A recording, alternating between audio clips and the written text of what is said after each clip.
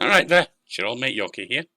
Welcome you back to Campfire Tales. We're working through Pathfinder, Wrath of the Righteous. Now I want to give you all an apology for how things have been lately. It's not been that good, and I know. Honestly, I've been feeling under the weather. And the New Mexico sun, even with the AC on in my room, is beating my English ass to a pulp. I've been exhausted and kind of sick. So I'm sorry how things have been. Particularly last night, I didn't get the video uploaded. I didn't do much in it. I just went to the flesh markets. Pretty much just went to the flesh markets, freed all the slaves, and sent them back to my camp. Except for one group who the Hand of the Inheritor said were kind of too messed up to be safe at my camp, so I didn't do anything with them. I freed them and just told them they were free. And they just stood there and did nothing. Oh, got to have a conversation with the Greyborn, no problem. So we've got them back at the camp. What I didn't know is about this camp. Having been into progress the storyline a little bit in the Abyss, we've got a camp here that I can go to rest, restore spells, and get rid of corruption, and of course death star effects. That is extremely useful. I've done that while I was off channel when I came here. Yeah, that's beyond useful. That's amazing. Let's have a look at some of these slaves. We'll never forget how you saved us. You're a true heroine, an arbiter of mercy, sent to us by the radiant Sarenrae herself. Yeah, you used to be with Sarenrae. Glorian slave.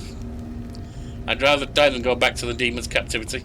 May Amadeus protect you, Eliana Salshade, in this evil place. We march ahead. Skilled gladiator. Been training to fight in the arena, and now we're forced to hear our mistress waste our talent and wrecks our future.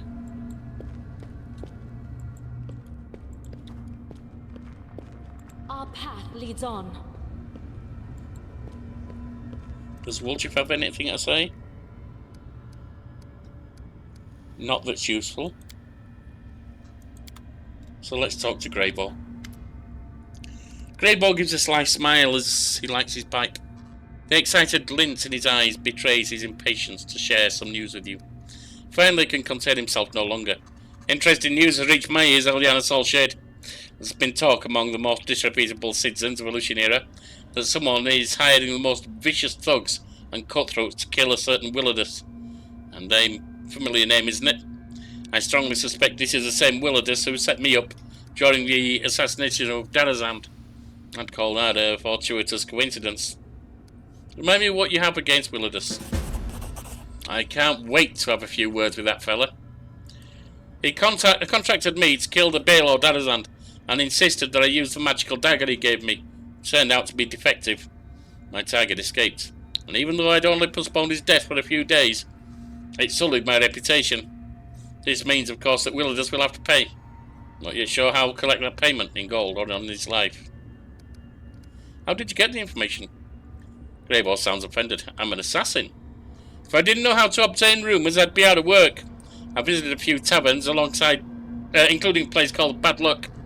It's a real cesspool, and information flows into it from all over the city. I was approached by someone who was looking for thugs to hire. He was one who told me everything. I wouldn't have found out more if I had talked to him longer. But after he called me a bloody lava, he needed his dentist, and I needed a new mug of beer. So who is Willidus? Greyball takes a slow, thoughtful draw from his pipe and then answers in a business-like manner. Here's what I know about our prey. He's a demon, and a wizard powerful enough to enjoy high status in the city. Lately, he's been surrounded himself with a small army of mercenaries. They are mere thugs who lack the skill of professional bodyguards. Ever since Willidus found out about the bounty on his head, he hasn't left his mansion. I suspect it's full of traps. I wouldn't underestimate the danger of facing Willidus. They were looking for real daredevils to bring them down, which means this whole business is almost certainly risky, maybe even suicidal. Who wants Willidus dead? The dwarf shrugs. An anonymous entity who apparently has more brains than Willidus, and is smart enough to keep his name a secret from his employees. I bet it's one of the Deskerites. Darazan was one of Discardi's lackeys after all. And even though internal strife never ends within that snake pit, they always team up against external threats. And what do you suggest? I'll be damned if I let a bunch of incompetent thugs get to him before me. No, first I must have a little chat with Willidus, and then they can do whatever they want with him. How about we leave those hapless goons in the dust and visit Willidus' mansion first? Sounds like an exciting challenge, doesn't it? Do you want to kill him? Not necessarily. Perhaps I'd rather have full weight of compensation in gold. And yet the longer my vengeance is delayed, the more my desire grows to collect his debt in another way. How do we find him? His mansion is in the upper city. It's called House of Wicked Knowledge. I'm not sure how wicked his knowledge is, exactly, but he is truly wicked when it comes to business agreements. Alright, we'll pay him a visit. Thank you. Excellent. As I think that conversation will involve some good old-fashioned violence. Right, so we're done here. I will guide us. Let's have a look at what I've got going on. The poor puzzle's gonna have to wait till chapter 5, I guess. Never mind that. Try to secure an audience with the city rulers. Secure an audience with the Harem of Ardent Dreams.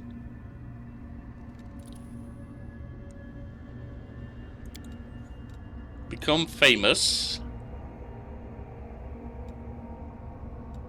And get Nocticula's attention.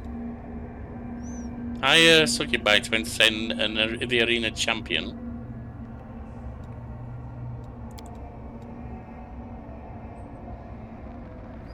Visit Vexelia's mansion.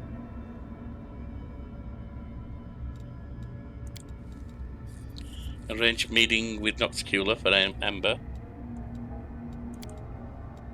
Visit Willidus' mansion with Greyboar. Oh, why is it? We still haven't seen him in the tavern. Could have a look for him. That's the guy who goes round chatting up demons. Without a doubt.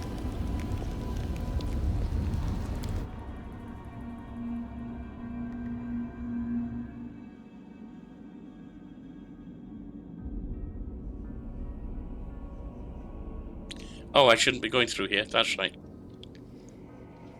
It's not there. It's the altar outside I need, isn't it?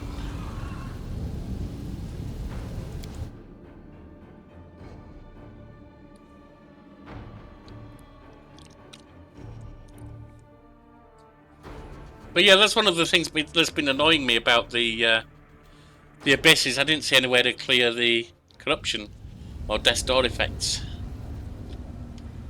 Now I do.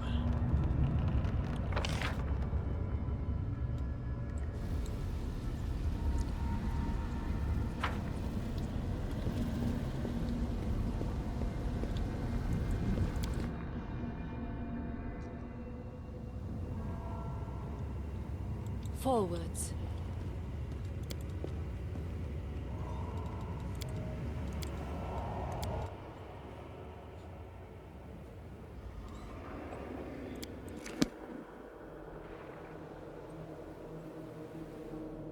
Go to the Bad Luck Tavern.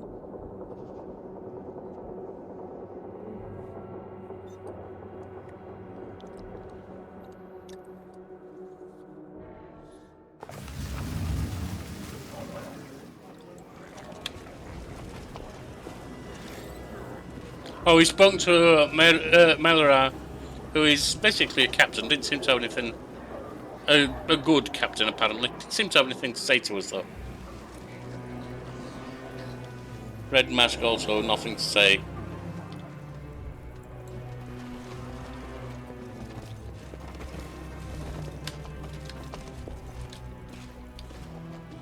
We march ahead.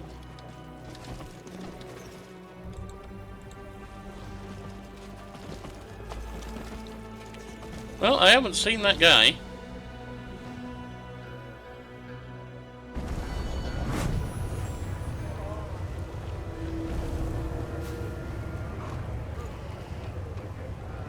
Make sure that we're all in the right places. You're not. You're not. You're not. You can come in from that side.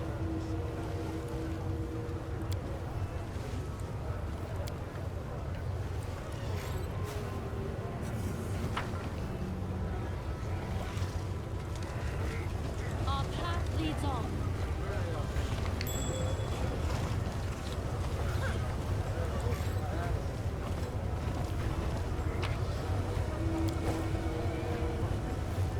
I will guide us.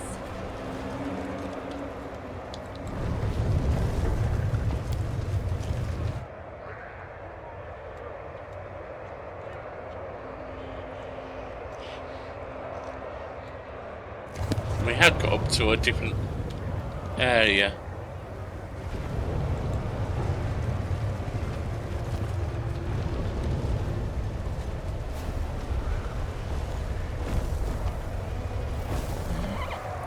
Without a doubt.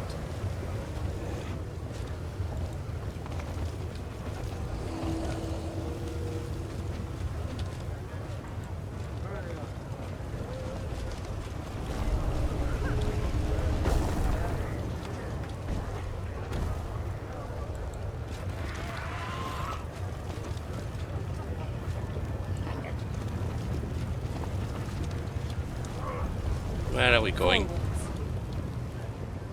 There it was.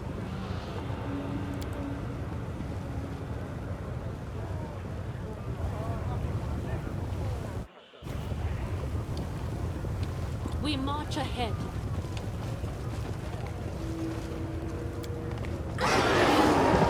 Now.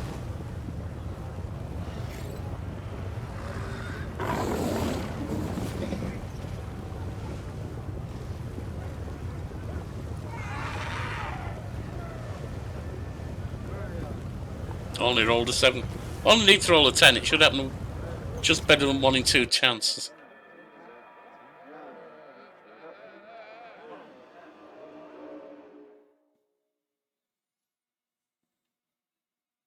This, I believe, gets us to the middle arena, middle city.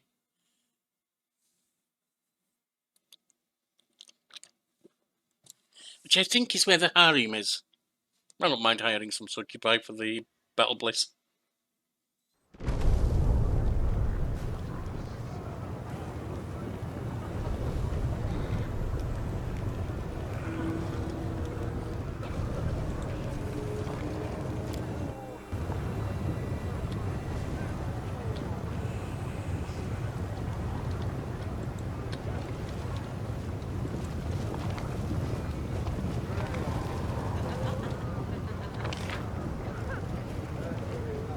Portal up. Grim Mansion. Didn't really have anything. Lower City. Flesh Markets. Portal up.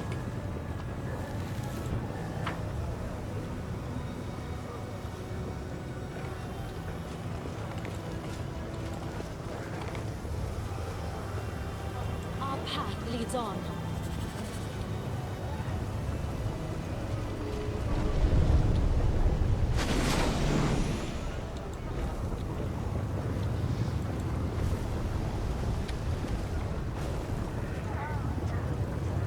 What's this? Local lizard from Elysium. It's just begging to have its wings plucked and its tail torn off. Hey, why are you teasing me? I'll get you for this. Oh no. Amber covers her face with burnt hands in horror. Little Ava, she's been kidnapped. Hey! The abyss is fraught with danger, but why do the bright souls fall prey first? Must find the dragon Ling. There's no... I know, she's my pet! Come on! Familiar hazy apparition stands before you. Early sunset is reaching out to you again. Liana Soulshade, what just happened? I sense a surge of power. Your power. It burns hot like a fever. Explain more clearly what you sense and how. I came here to study your power and deal with its chaotic surges. It was not difficult for me to trace in that moment. It manifested. So what happened? Ivor was abducted by demons.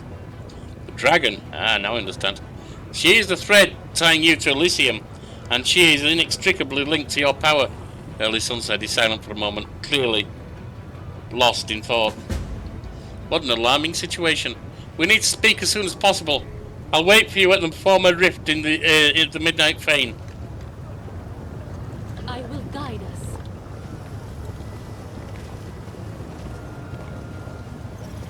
Yeah, that's to the flesh markets.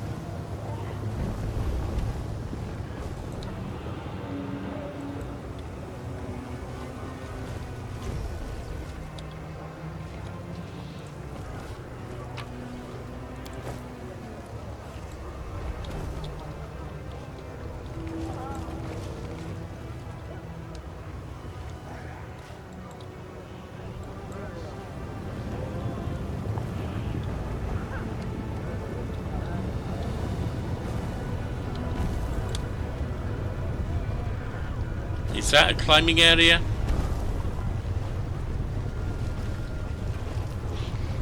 Maybe not.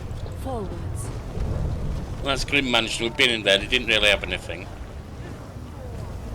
Not anything much worth talking about anyway. There's a portal up. Let's see what happens.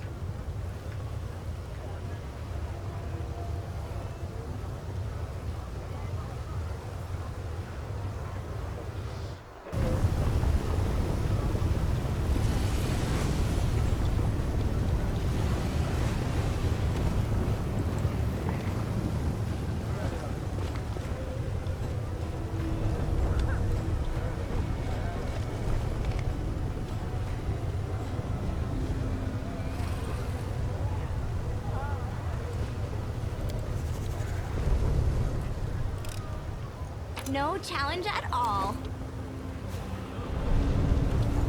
Yeah, but no value of all either, really. We march ahead.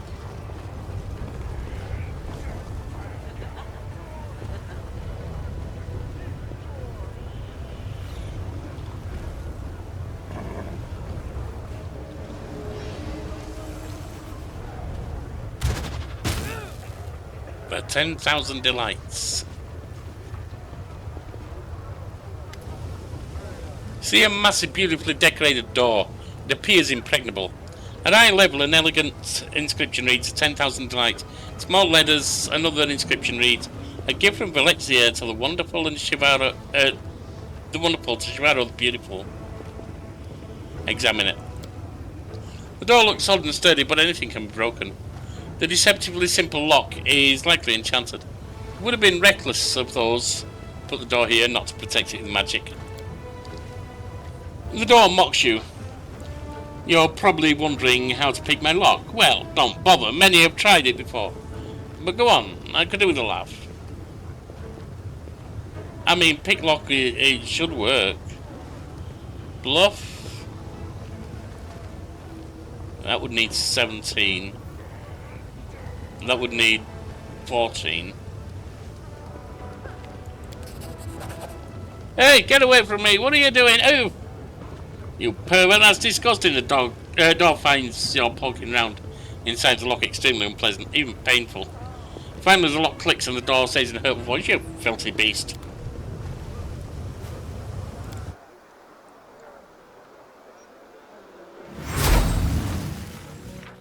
Let's have a quick save before anything goes wrong in here.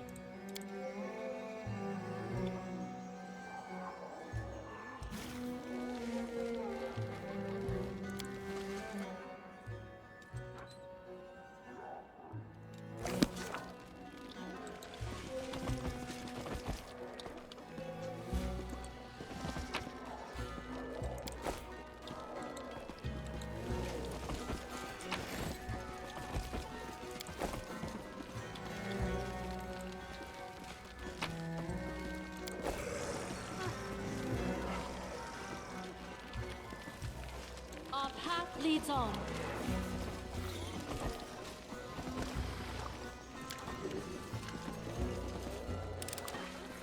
Easy.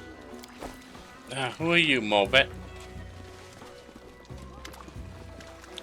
The succubus in the corner bites her full lips and throws a pleading glance at you. But it doesn't look like she's pleading for love.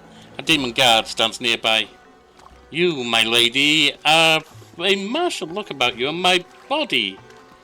I immediately picked you out from the crowd. Please spare me at least a moment of your time. I am Morvet Honey-Tongued, and I have been waiting for you. You want to talk to me about something? Oh yes, Zerix. I don't know what to do. The succubus hides her face in her hands. He'll either kill me or get me kicked out of here, and I don't know which is worse. What happened to Zerix? The succubus clutches her hand to her chest. Zerix is a powerful demon, and I was so flattered when he noticed me. But then he grew jealous. He complained that I spent too much time with the guests, and then he started killing them. Oh, I'm so afraid he'll kill me out of jealousy. Succubus looks at you closely, as if checking whether you believe her. There's no one else who can help me. I'm powerless, and no one can protect me outside the walls of the brothel. I don't think you're telling me everything. For an instant, the succubus' perfect face turns angry and unpleasant, but it quickly passes. You don't trust me just because I sell my love for money? If I like to guess here, it's only going to make them happy. How can I help you? Murder is forbidden in the 10,000 Delights, so I set up a date with Zerix out on the roof, not far from here. I beg you to kill him, and I will repay you with such pleasure that you will never again be tempted by anyone else. Bring me his ring, and you will learn what my honey tongue can do. Well, this will not be your only reward. Fine, I'll get rid of him. The succubus takes a deep breath and her chest heaving. Oh yeah, it feels so good. You'll find him nearby on the rooftop, where he likes to look for new victims. And there is a place to the left of the upper city gates, where you can climb to his perch with ease. But I beg you, as soon as you get rid of him, please bring me his ring, or I will never feel safe again. I like you, what can I do? The succubus shows her long, narrow tongue, wriggling like a snake. My tongue will make you feel as sweet as if honey were dripping from it. It can penetrate into wine and slide. I would have given you a taste of my honey for a reasonable price. It just isn't possible. I'll be back when I can.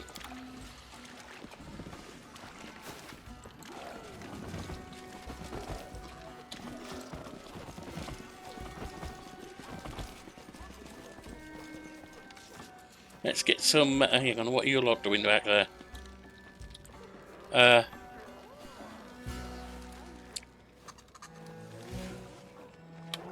I couldn't bring our pets in, but the griffin came in.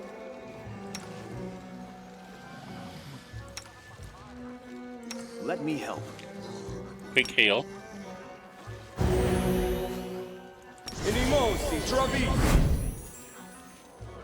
Aporane, Sentes. Magritium, Durinos.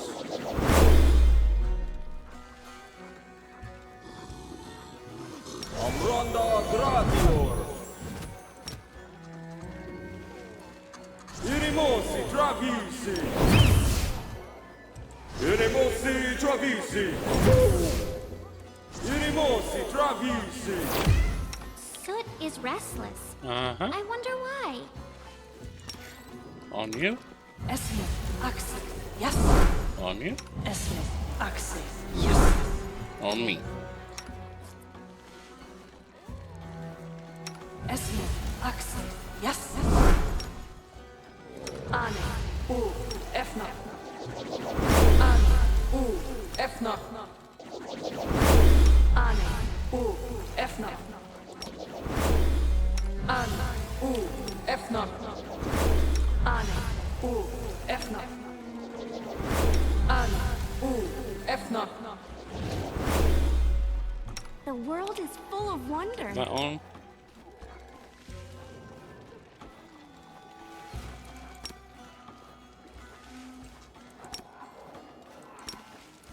A bright future awaits us.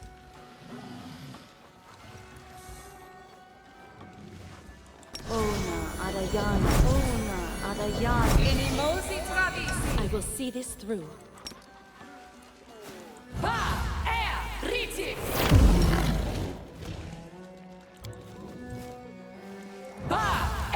Riti.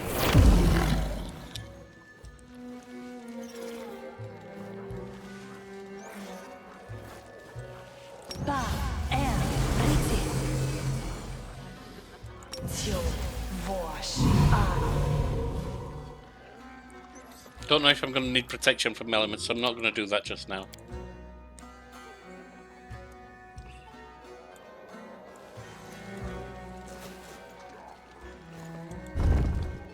I will guide us.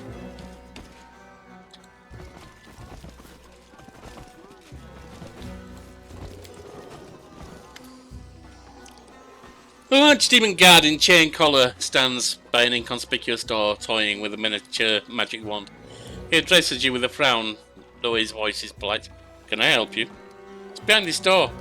The upper city, I guess, often use this door if they are far too important to be seen on the streets of the middle city. I want to go through. No, you do not belong in the upper city. Be on your way.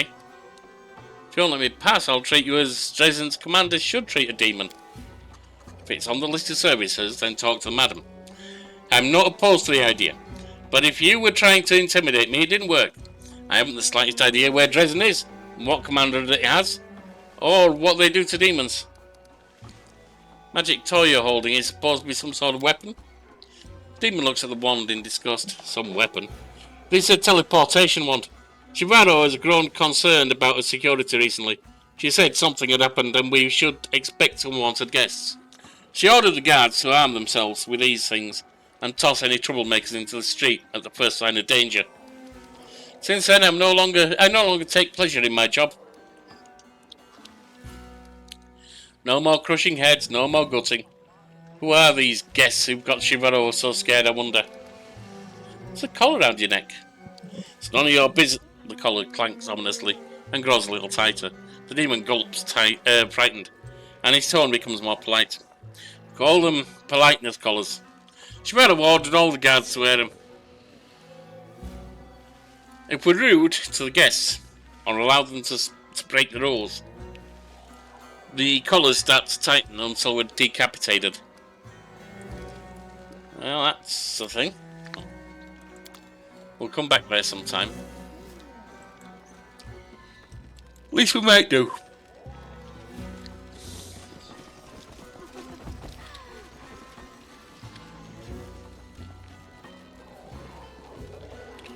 Oh, there's Shivaro. Let's have a look. An attractive little two in a simple but revealing dress greets you with a warm smile. Her eyeless face is serene, and you guessed. We're always happy to welcome guests at the 10,000 Delights. I am Shivaro, ruler of this palace of pleasure. The only taboos here are brawling, moderation, and talking politics. Aside from that, anything goes. As my guest, you can expect to receive gentle caresses, or if you prefer, wild and untamed ones. I have servants of every type to suit every taste. Any of them can be yours for a night, or forever if your pockets are deep enough. What are your preferences? Never mind, I'll find out for myself. The little two tips her head to one side, as if studying you with her non-existent eyes. It feels as though someone is touching your mind. Prying fingers are attempting to extract a recent memory, but not very successfully. Exerting your will, you manage to eject the alien presence from your head before it digs too deep. There's a mild confusion on the demon's voice. You have an iron will. If you can push me out of their mind with such ease. I saw almost nothing. I am offended, almost. I do, however, respect the power of others. Let your secrets remain yours alone. Don't pry into my mind again. The little two answers differently, or else what? You'll hate me? You can try. But you're my guest here. You don't call the shots, I do. I'd like to hire several succubi to entertain the arena champion, Gelderfang. 40,000 gold is easy. They're currently serving a special client in the upper city. Are you sure? As you surely understand, their caresses do not come cheap. Yeah, here. The image of a luxurious mansion in the upper city appears in your head. The building moves further and further away, as if you were soaring up to the sky. So you see where it is located. The place is called the Palace of Incest and Degeneracy. You'll find the girls there. Tell them you've already paid me. Perhaps we could spend the night together. Interest flickers into Lily Sue's face, but her answer is brusque. I take it you use people falling at your arms. Don't expect it of me, my favour must be won. But you seem entirely capable of it. I have a few questions. Are you interested in me or my establishment? I want to know more about this place. Some are foolish enough to call this place a brothel, but that's a facile misinterpretation. The 10,000 Delights is a pleasure palace for every taste. You'll find everything that brings pleasure here. Wine, sex, music, good company, violence, gossip, stories, drugs. Every kind of drug, herbal, alchemical and telepathic. And many things that even seem incomprehensible to us, but are very popular on other planes. You're seeing but a small part of the 10,000 Delights. Behind their conspicuous doors lie entire streets, houses and rooms, a veritable labyrinth of pleasure. No one knows how large this place is. Anyone who attempts to measure it returns weeks later exhausted and happy, and somehow changed from when they left. After all, no matter who you are, no matter what your predilections, in the 10,000 Delights you will find the room where you will be fully satisfied. I wish I could see what this fiend would say if you met Artia, the Imperial Lord of Freedom, Beauty and sincere physical intimacy. The Abyss offers a distorted reflection of everything we value in the upper planes, even physical attraction, beauty and love. The place looks really fun. Lizzie will smile smugly. Glad you like it, honey. Tell me your story. The demoness answers with a melodious laugh. I have secrets I would rather not reveal, and without them my story would be as insipid as sex without violence. After a moment's hesitation, the Lilith adds with a smile, I was once wild and dangerous. I manipulated others to destroy them, not subdue them. But then I met someone. That meeting changed everything. It sparked my hunger. I wanted to stand for something, to rise above the crowd, to become important, influential. It turned out that not only can I create bloody chaos, but I can tame wild whirlwinds of chaos, and shape them and direct them. And none of that would have happened but for the chance encounter. You're a skilled mind reader. The Lilith who gives you a smug smile. It is my calling, to read others' thoughts and motives, plant ideas in their minds, tempt and guide them. But yes, you are correct. I am unusually skilled by the standards of my kind.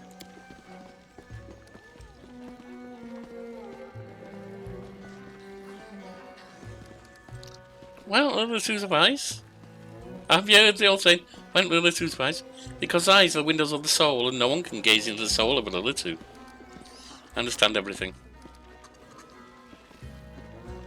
I'm not looking for a companion. I'm leaving. Wait, honey, you're leaving without trying any of the pleasures we have to offer? Take a look around. Wouldn't you like to give yourself into our tender, passionate hands? To taste sweet oblivion as days and years merge into endless shimmering tapestry of pleasure? The first taste is on the house. No thanks. I've got my own little reverse harem. I can see your intrigue, but slow down. We need to be friends first. With a sensual laugh, the Lilith who playfully wags her finger at you. Do this one tiny thing for me and we'll be best friends. A brazen gang of demons keeps harassing my girls, attacking them on the street and dragging them back to their lair in the lower city. A foul den called a rotten guttery. Spill their blood to rescue my girls and come back here for your reward. The words of this fiend sound sweet, but what lurks behind them? Lust? A desire to use you? Something even more insidious? I sense danger here, like the reek of decay near a crypt. Faint but clear. Beware of this trap, champion. You won't let my girls die in the clutches of those monsters, will you? The demoness smiles enticingly. You are so confident, and have such potential. I think you and I will enjoy being friends. I'm leaving. See you soon. Trust in yourself.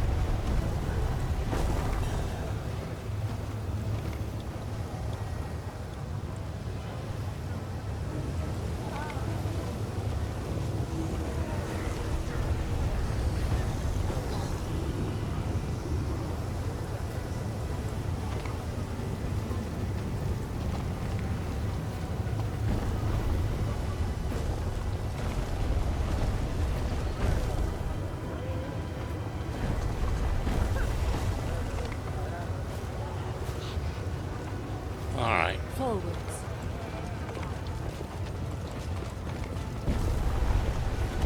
Yeah, the heat's already getting to me, to be honest.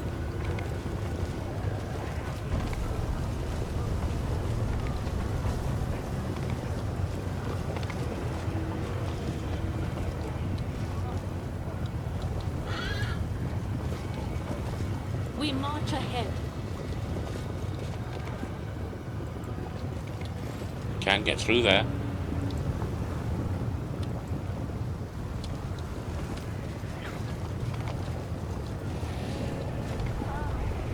Our path leads on.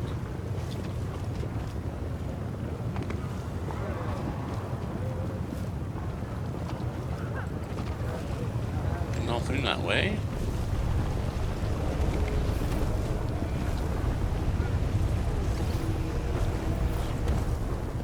Still not going to get anywhere there.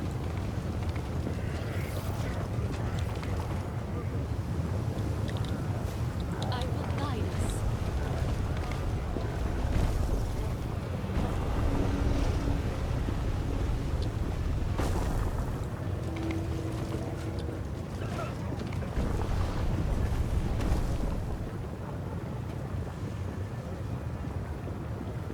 Where are we going? We can't get past there.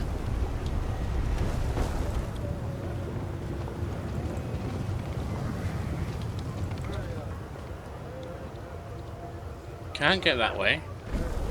Without a doubt.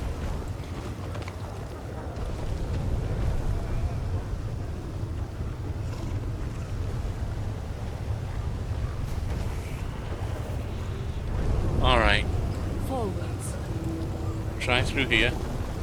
Athletics.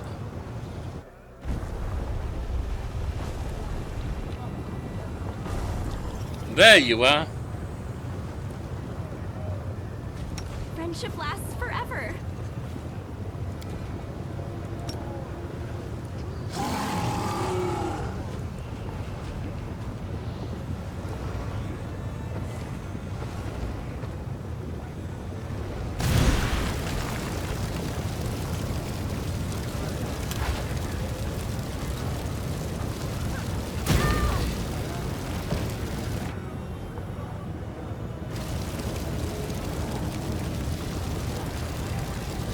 Well, that's crap.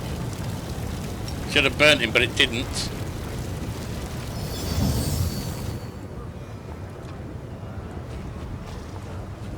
Guess we have to talk to him first. A Vivecchia demon resembling spikes-covered centaur stands on the roof, like an especially ugly gargoyle. So that all sent another assassin. Well, come closer, you fool. Let's see who you are. Who I'll be having for dinner tonight. Yesterday there were two, and I crushed them in a single ball of meat. So Rix, I'm here to see you never trouble Moravet again. Did she order you to tell me that?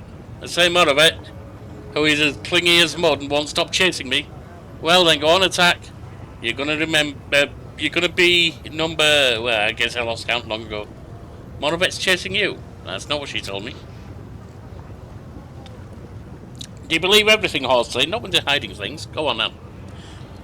Well then, you won't live long. So I'm not the first person Moravet hired. Demon grins showing his many teeth. If I had kept the skulls of every one of you, I would have built myself a magnificent palace out of them long ago.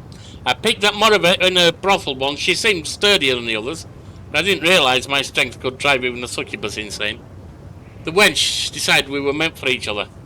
Of course, I laughed off that nonsense, but she scraped together some money and now sends assassins after me in revenge. She knows how much it annoys me. You gullible morons are always interrupting my day. But your bones crunch nicely as I chew. It must be said. You look smarter than the others, though. Would you like to make a deal? I don't know how much Moravet promised you, but I'll double it. It'll be easy money. You don't even need to kill Moravet, and that's impossible inside the brothel anyway. Just give her my enchanted ring. As soon as she takes it, she'll be teleported here, and we'll have a little heart-to-heart. The cunning wench went such efforts to spend one more minute with me, so this will make a dream come true. The demon bites his finger and smears the massive ring on his hand with blood. demon chuckles the whole time, his eyes winking with mirth, as if this is all a game. I think you're hiding something. No, don't trust me. That's the right call. Don't trust a word you hear in the abyss. Not that you have many choices. Either accept my deal or accept my invitation to dinner as the main course. Yeah, well, she was lying too, so we'll take it. These two can sort their own stuff out. Fine, then we have a deal. After you give her the ring, return here for your reward. We'll wait for you here, Moravit and I, or rather what remains of her.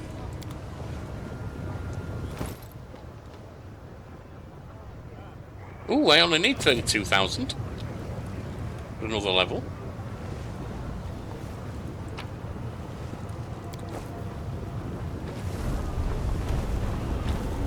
What does that get me to? Well, we can check that afterwards. In the meantime, go down. Not quite what I wanted to do.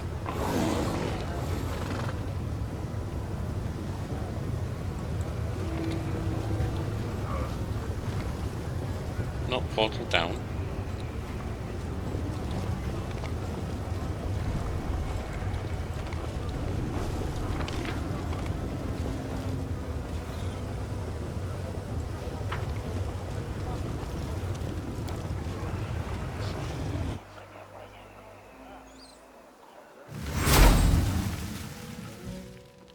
Search for the beauty with your heart, not your eyes. We march.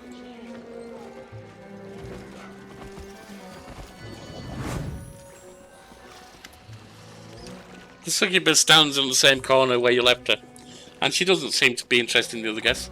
You're back, and you've returned to me. So Zerix is dead? Please tell me you have his ring so that I can stop looking for you. No longer need to be afraid of Zerix. Zerix is dead.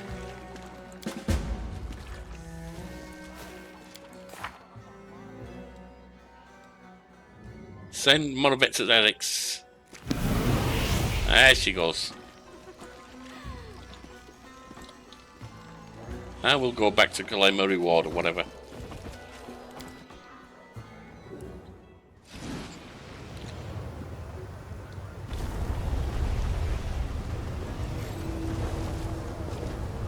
Wasn't there. Ah, he was there. Leads on.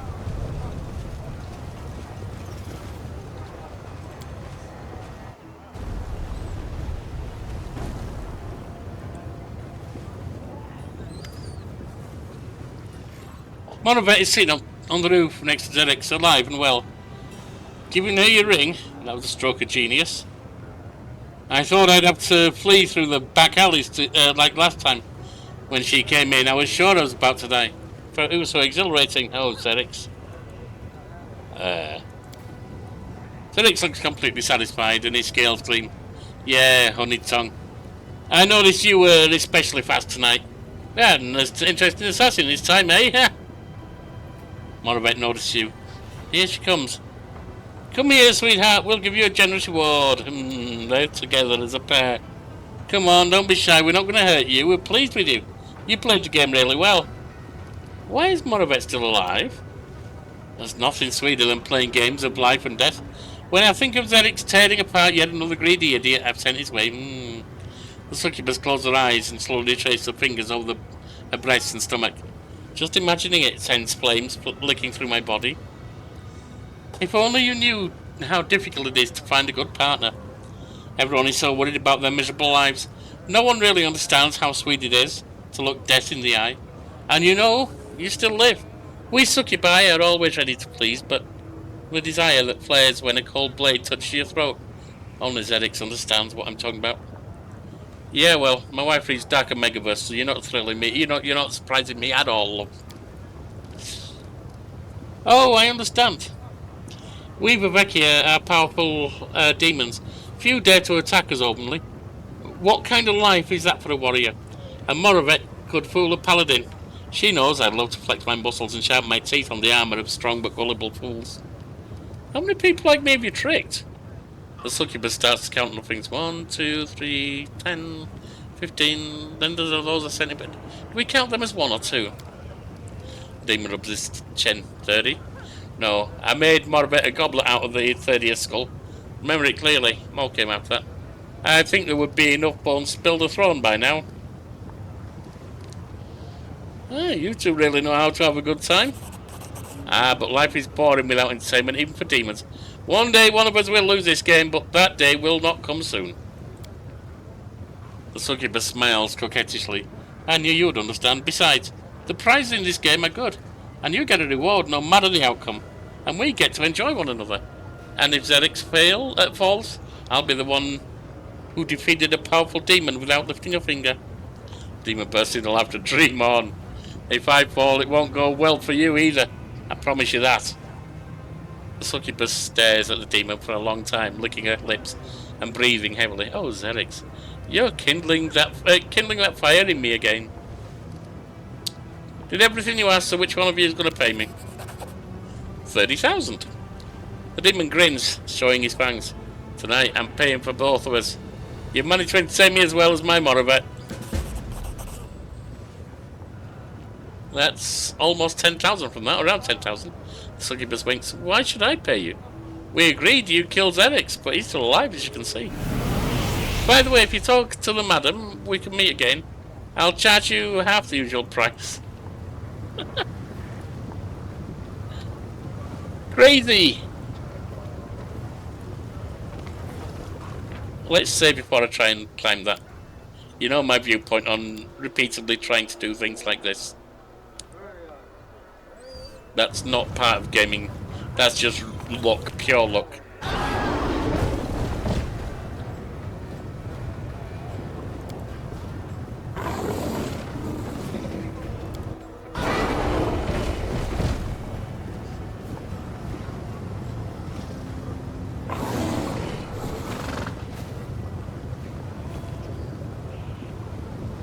I mean, I do need to roll a 13.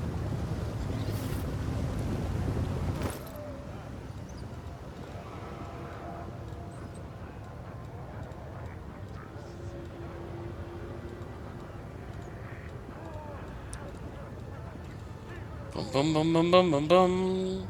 What's that? White chain shirt.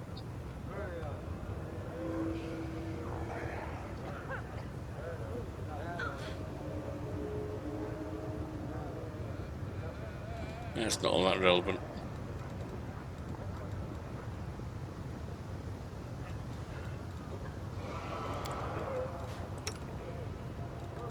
You can have resistance +5.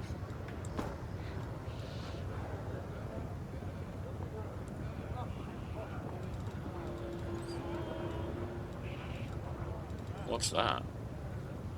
Severed demon head. Useless.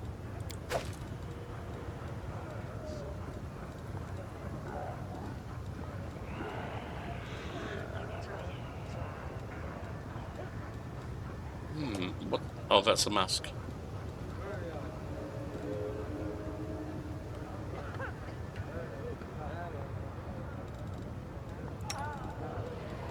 Actually, I'll have that. Okay, you can have it. It's fine.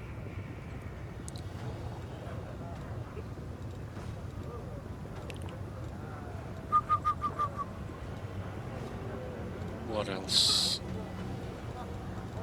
Where is that? Can't even remember what it's called. It's like a bat wing shaped thing that plus us 2 to a skill for an hour or two. Is one of them using it?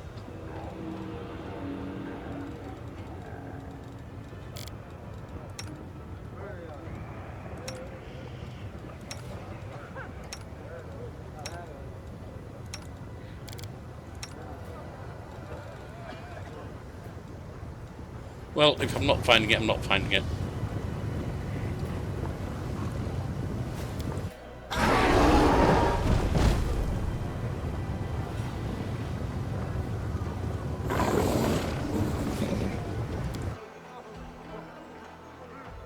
We're up.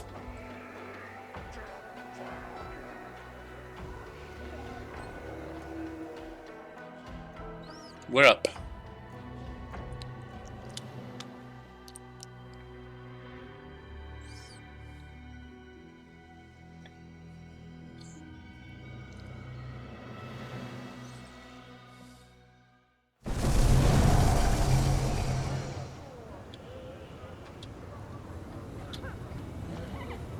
And there's further up.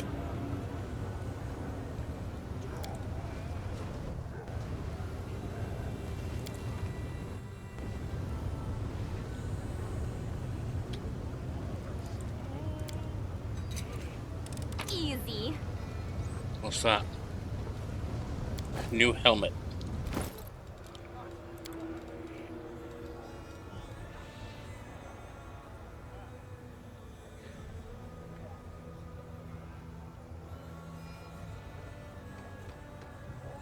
Gauntlets grant a profound vigor effect and +2 bonus to natural armor of all evil creatures summoned by the wearer. She does summon evil creatures, because she's good. So when she uses that thing, she gets Nabsu. If the wearer summons a Tanner Demon, they grant a profound bonus. Profound vigor effect of +4. But good outsiders, which probably might include the Azada. So no, that's not good. That's not good. I know, I was thinking of Ember when I said all that. Sorry, I should have specified. What are we doing? It's the helmet, isn't it? There it is. Helm grants the wearer +5 competence bonus on CMD and electricity resistance 30. Also, whenever the wearer of this helm becomes a target of a spell that deals electricity, his next attack roll deals 2d6 of electricity damage.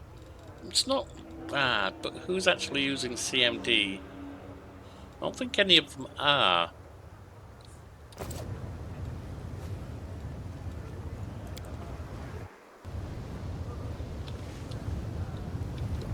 Right, we're up here. I think it's time to heal. The world has suffered enough.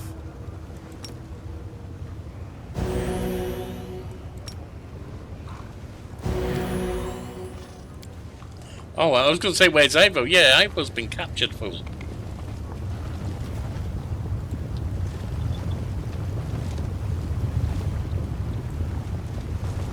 Is this the upper city?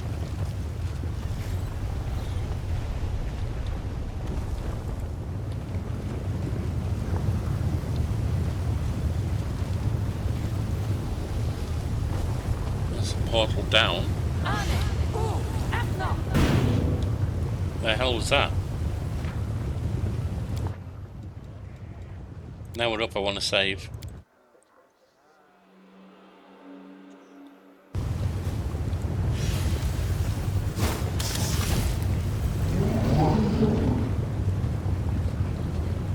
A couple of citizens fighting by the look of it.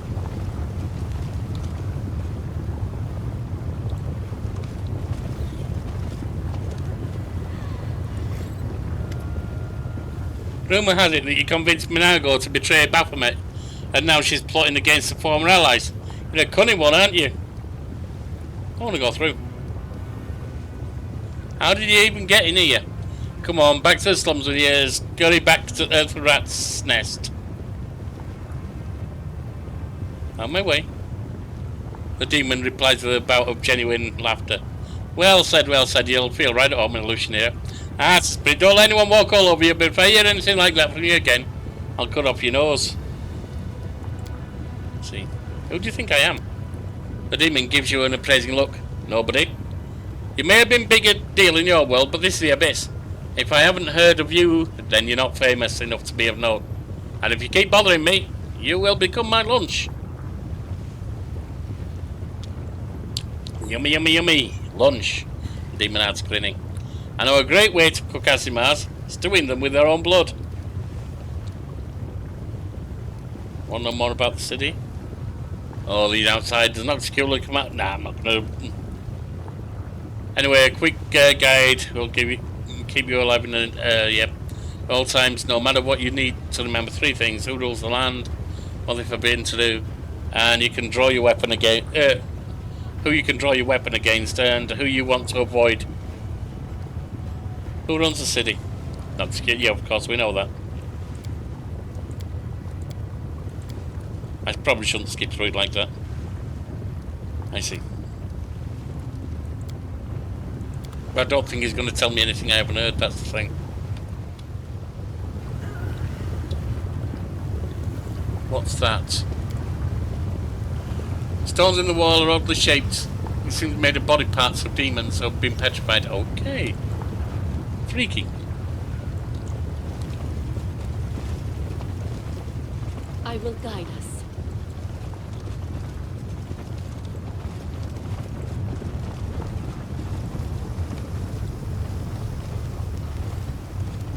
To the 10,000 delights. Without a doubt. I just realised there's no point in attacking that Minotaur guard because you can't kill anyone there.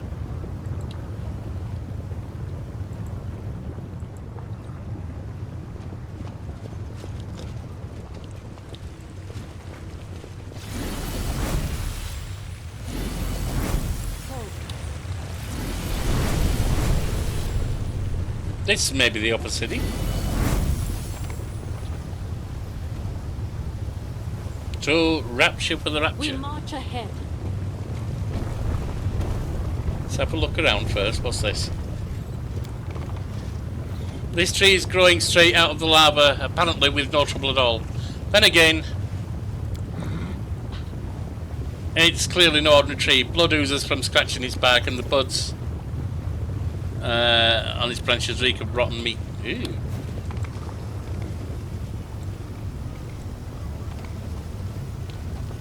It's a portal up.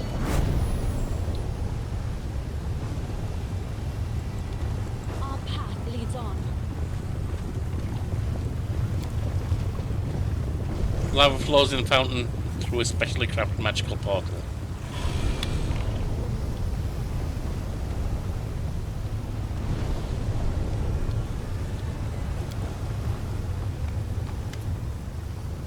From behind a pile of expensive rugs and neatly wrapped boxes with clinking of fragile things, inside you hear a very, very loud whisper, an oddly strange, an oddly familiar stage whisper.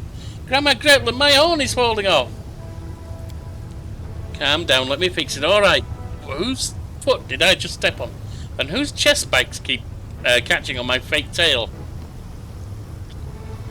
Grandma, don't push me. Let me just glue that horn myself.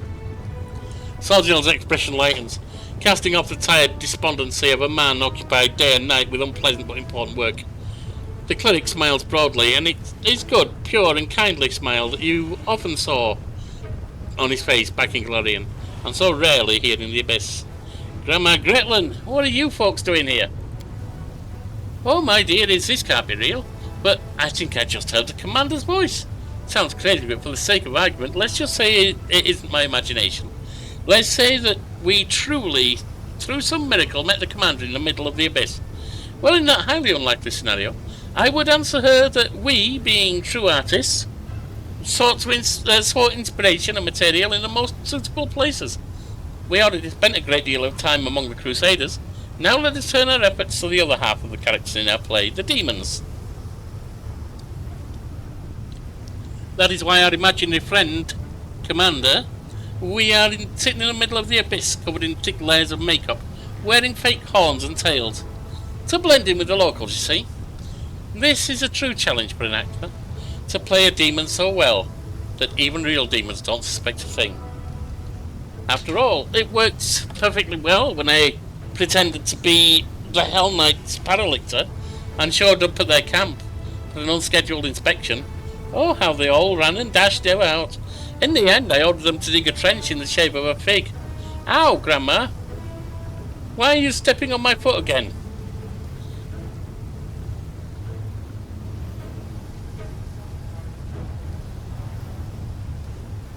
For the love of all that's holy, please get rid of all the makeup when you get back to Dresden. I don't want my patrols mistaking you for attacking demons. Certainly, of course, imaginary commander. Though I'm honestly not sure if this paint will wash away, or the horn will come off. I used very strong glue. Speaking of Dresden, Grandma, don't you have the feeling that we forgot something? Our dinner basket. Grandma's knitting. Lambkin.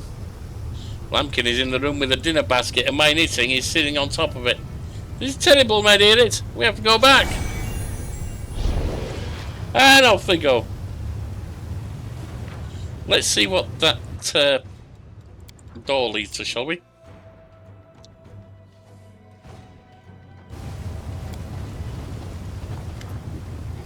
You're surrounded by the sound of melodious voice that seems to be coming from the stone pillars all around you. Greetings, esteemed guest. Are you here to seek the hospitality of the illustrious Lady Valexilia, or are you here on other business? The entrance to the manor greets you politely. It is far more gracious than the impudent, foul-mouthed door of the 10,000 Delights. Who are you, or what are you? I am both the gate and the gatekeeper. My responsibilities include greeting guests, ascertaining the purpose of their visit, and deciding whether to allow them entry to the manor. Whose manor is this? This manor is called Rapture of Rupture, and it belongs to the incomparable Lady Vilexia. She is the shining star of the Illusioneer, and his most dangerous resident. After the magnificent Lord Inoxicula, of course. Who created you? Vilexia enchanted me herself, and personally entrusted me with the responsibilities. She possesses a wide range of impressive talents. I am just a humble testament to her skill, and cannot compare to the true masterpieces she creates with her abilities. Can I come in? If you seek the patronage of the illustrious Lady Vilexia, I will not stand in your way. If you are here by invitation, esteemed guest, or have brought a gift to the lady, you will also be allowed entrance. So anyone can just walk in?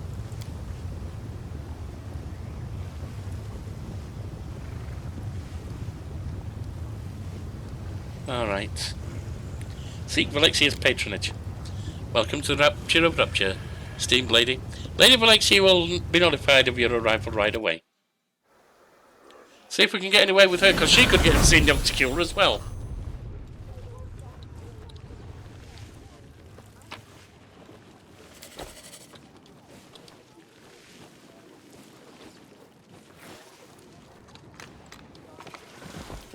There she is.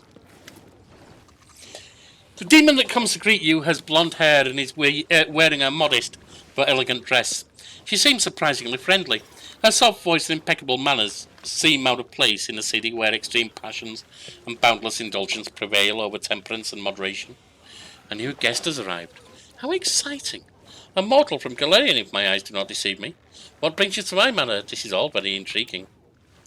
Vilexia, we have clashed in battle many times. Her claws were always stained with the blood of those she killed on the battlefield. Now she looks different. I'm certain that her true nature remains unchanged. She is still violent and dangerous. You must be on your guard, champion. Solzia looks embarrassed. He speaks reluctantly, as if he finds words difficult.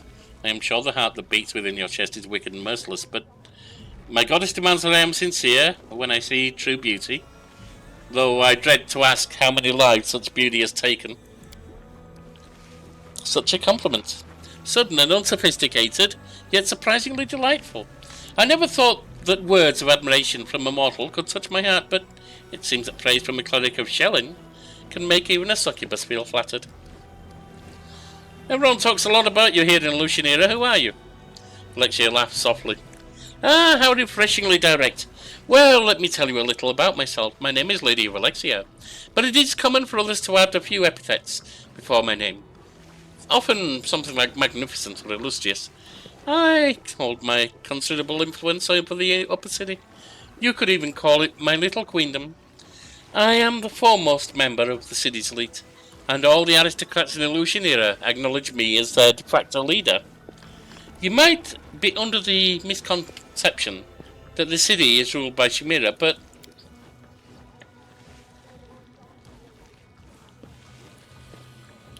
Chimera is nothing more than a glorified cleaner, entrusted with the responsibility of tending to the latrines. I, on the other hand, hold sway over the most powerful and influential demons in the city. You see, my dear friend, Noxicula's Nocturnal allows me to lead the nobility because I look out for her interests. She knows that I am loyal. Unlike most demons, I do not aspire to power beyond what I already possess.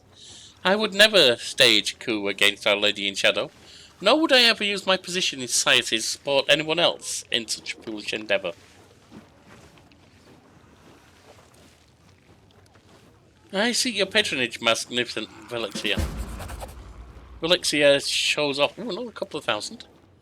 Shows off her perfectly styled hair as she playfully twists a strand around her fingers.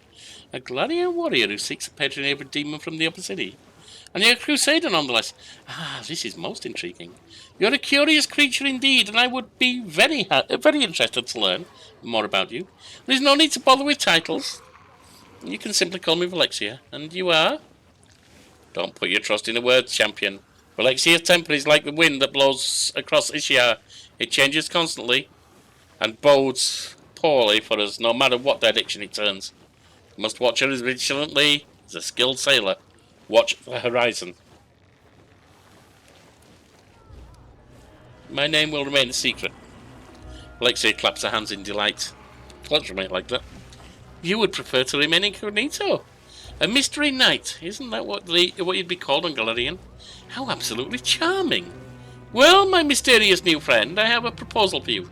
Let's pick a place that's nice and romantic and go on an innocent little date together. There'll be a chance for us to get to know one another. How about the Battle Bliss? It offers simple, spirited entertainment, and it will be a good place for us to talk undisturbed. No one will notice us because they'll be too busy watching the fights in a pit.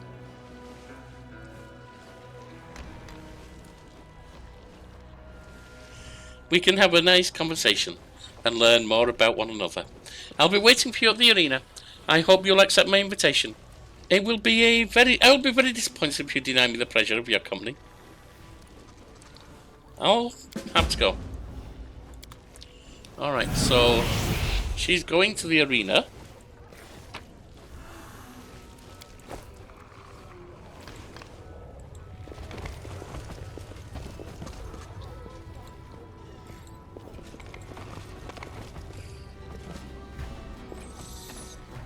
I will guide us.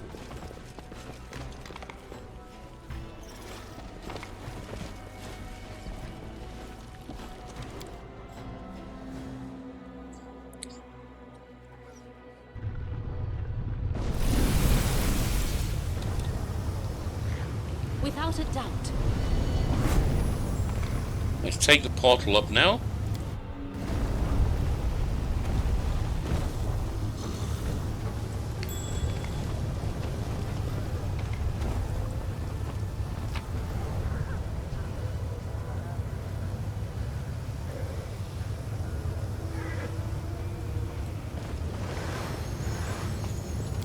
Okay, got the chest.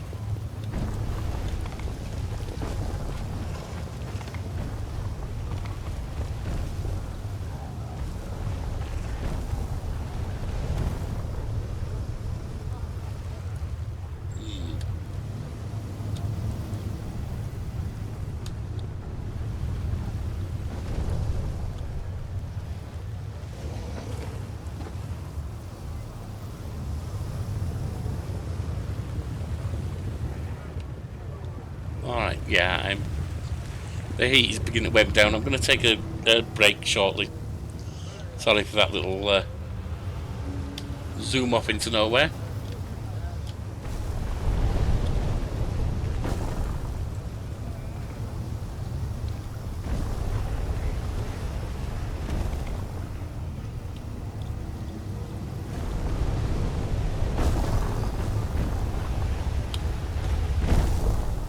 That's not actually doing anything for me. Forwards.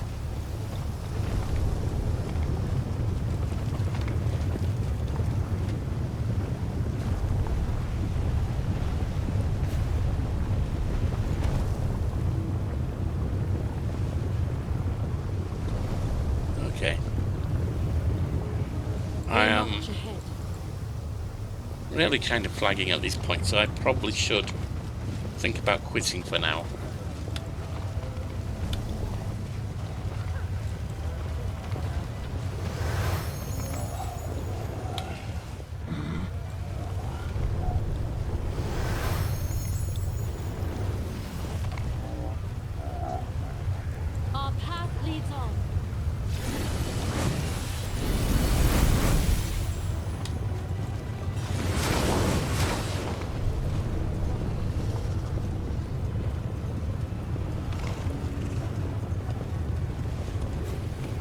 will guide I don't really see anything.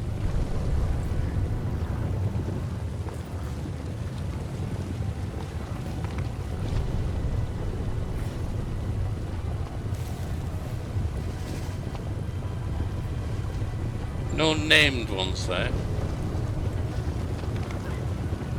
The arrogant aristocrat is kinda.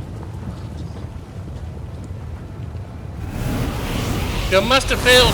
Oh, hang on, we got a fight. We won't fall here. Okay. I swear it.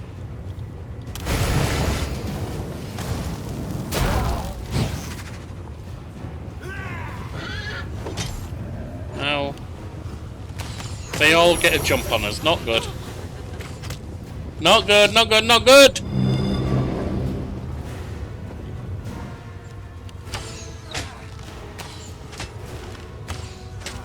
Dear God. I can still fight.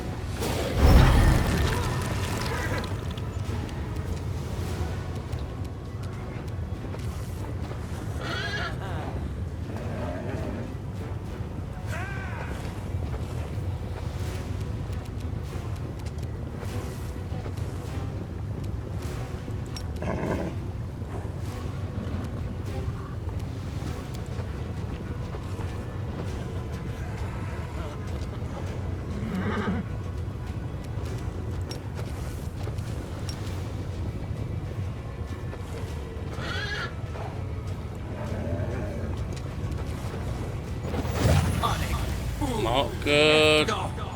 It's not gonna work.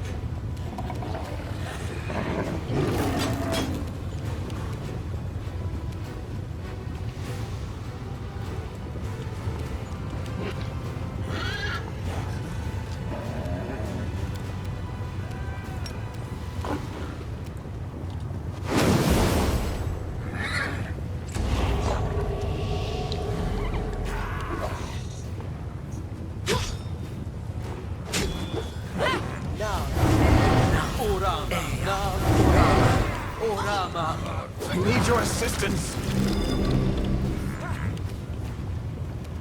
Sailor, you need to be mounted, love.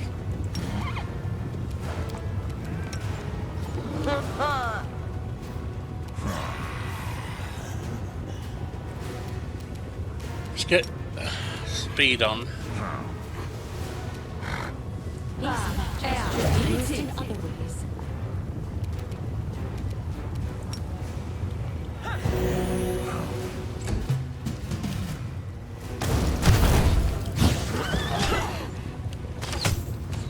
This hurts.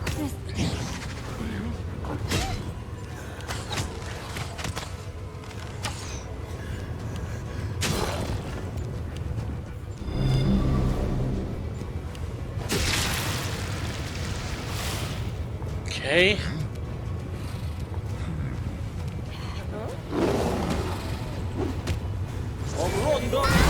No.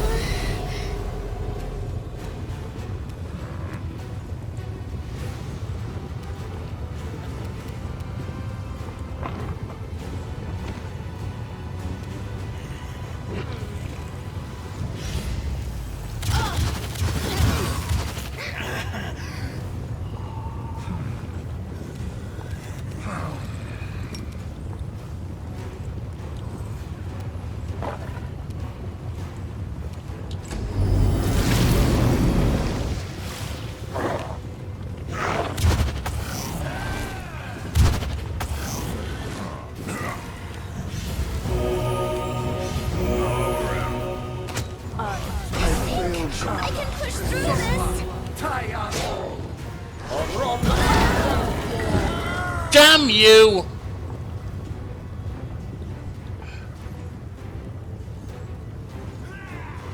If I survive this, it'll make for a good story. Into the fray!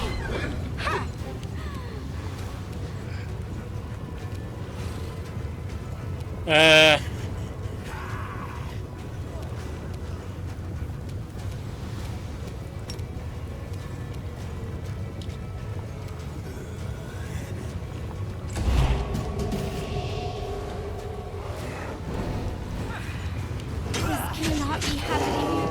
Yeah, I'm screwed here. And when was the last save?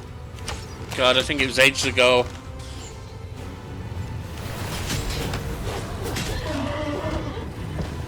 This will leave a bruise.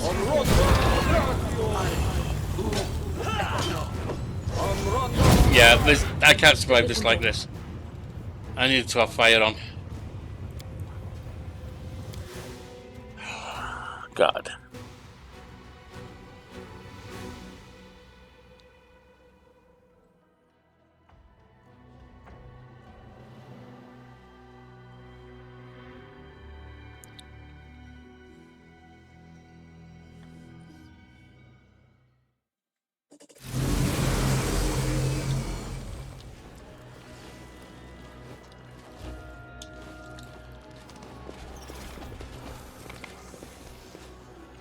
Okay, so it was when we got rid of her.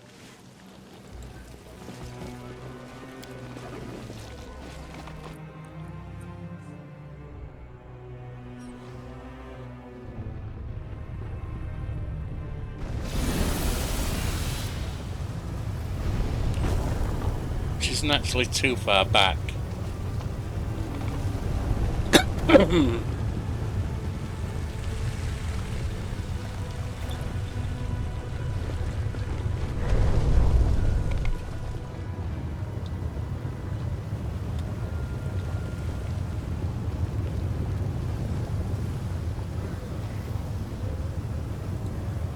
Is that a portal up by any chance? Because there's a thing up there.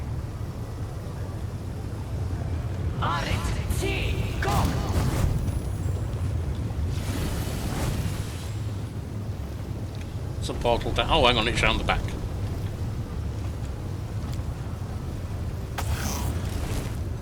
Easy. Our path leads on.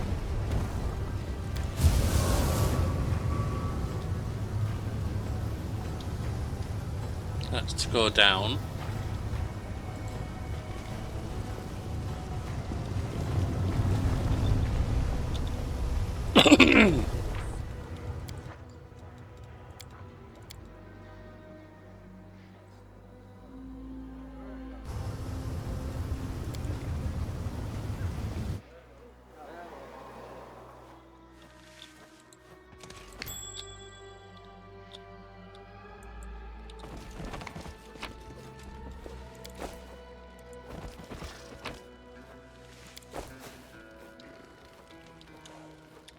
Ah!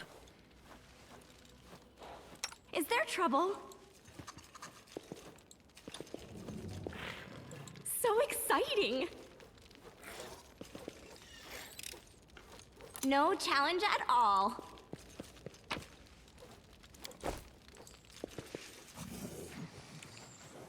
What's demon blood?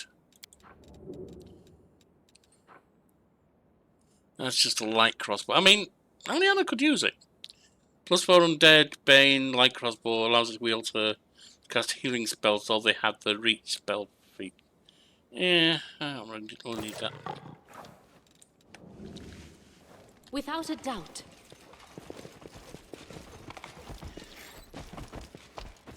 Right, that's just a little house that's got that in it. Nice little toy, but not for us.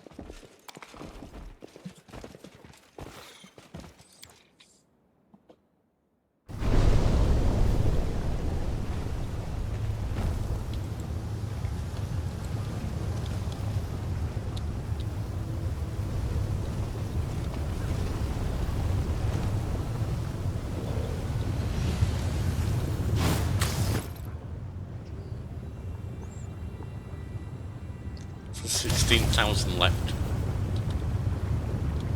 We can't get through there without the fight.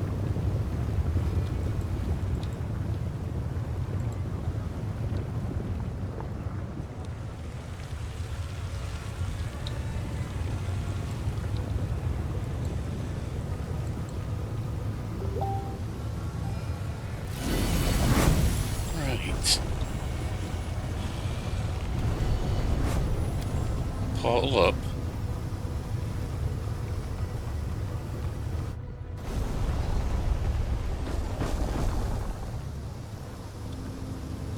You need to be Rely mounted. on me.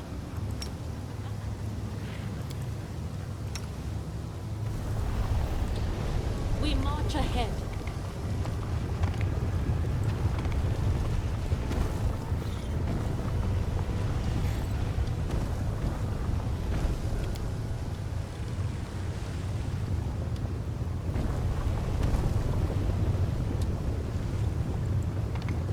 Ah, it's not doing anything, okay. Something over there.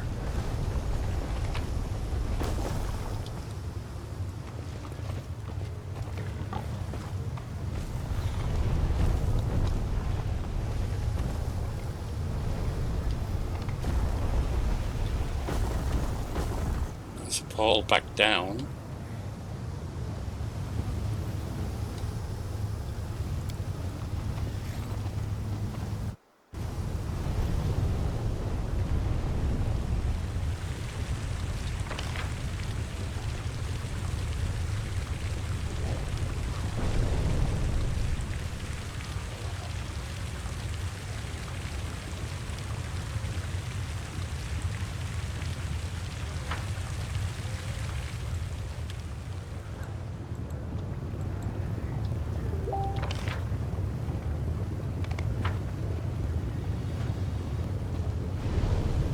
Right.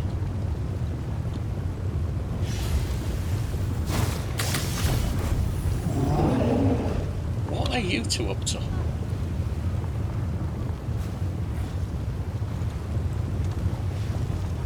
There's no way across there.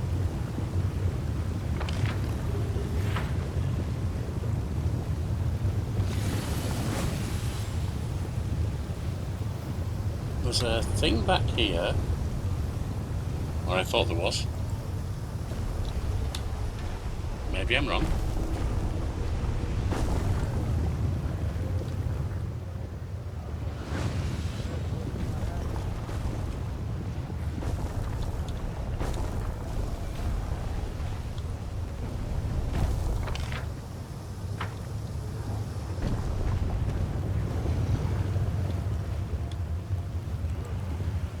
Can't get through there.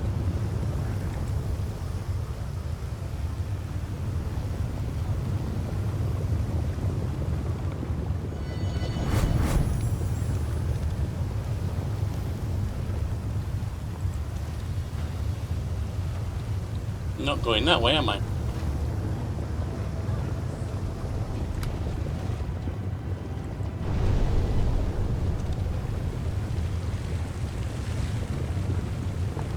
Which was the turn I took that put me right where they are?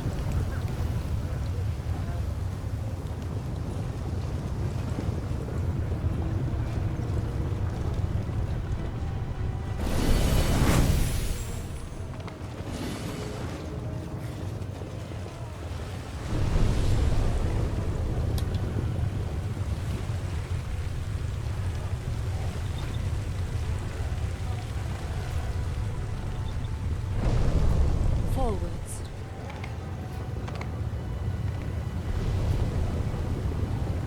Was it here?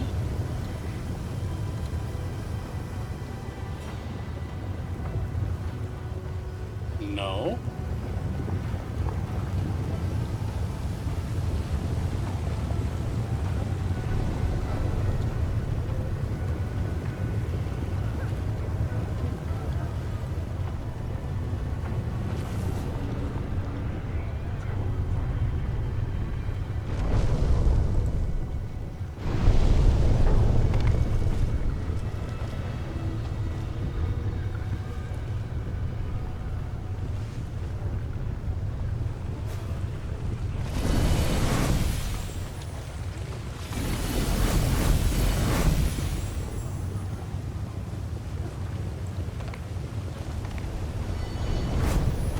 It's a portal up, I don't want that.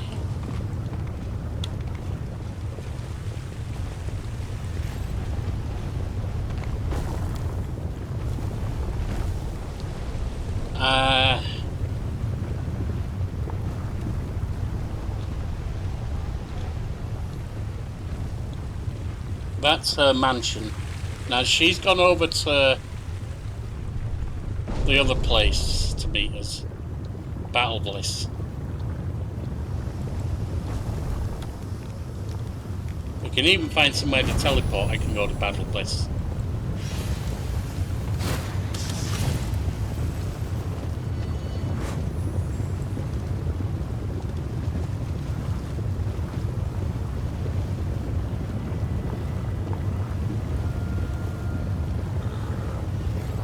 So I see all of our spells are worn off now, after running around so long.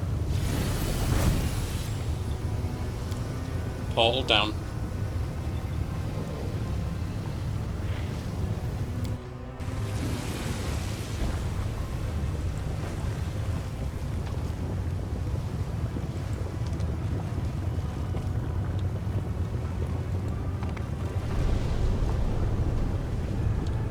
I will guide us.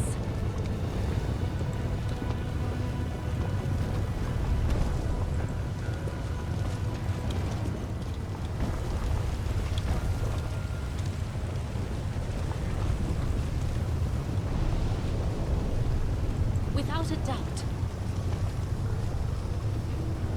Abandoned mansion, have we been in there? I'm not sure. Let's have a quick save.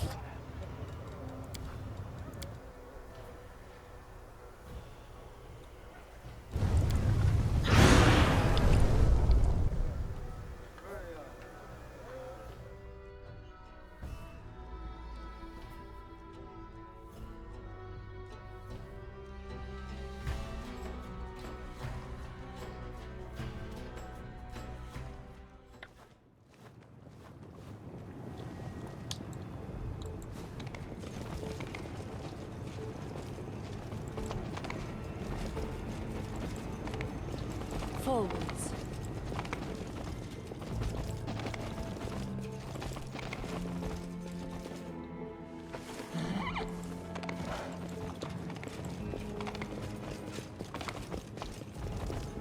What's this? Stone slab is inscribed with small Psychodian runes. The plaque reads, "Cursed be the demons that destroyed his. Cursed be Ariel Volesh who opened the way for them. And cursed upon you the demon reading my last words."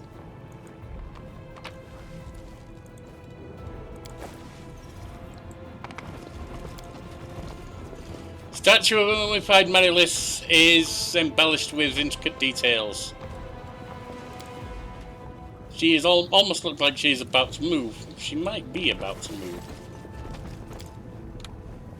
Plaque reads, "I am the memorial of the Reapers. Touch me and read my tale." Writing changes. "I am the last king of the Reapers. We were the offspring of the gods. We were granted power over life and death. We maintained the balance of the universe. As the zenith of our power, we rose higher than all the others. We gazed down upon at creation, and it was untouchable.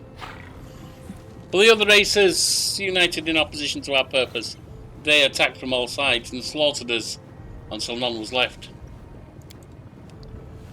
As the day rises and the night falls, we all will move forward to meet our end. I, the member of the last Reaper King, chained inside this memorial, bear witness to this truth. I am the memorial of the Reapers." So we're back to the start, okay. Sinister skull, carefully polished and displayed like a work of art. The plaque reads, "He did not escape the inelucutable prison." This skull did. We march ahead.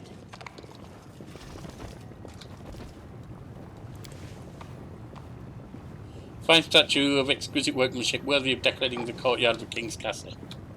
Our path. It may have done at one point. For all we know.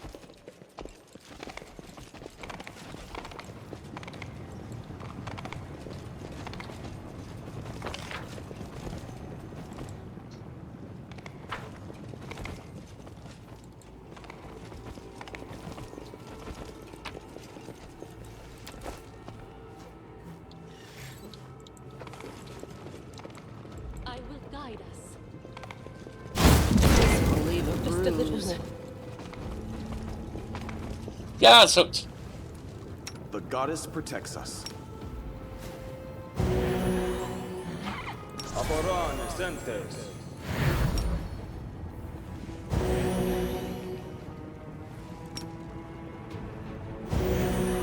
I will not falter.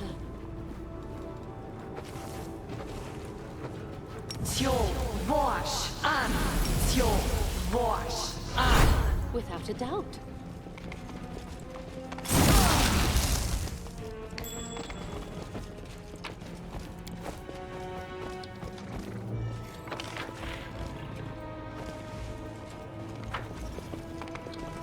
Forwards. Please, be careful.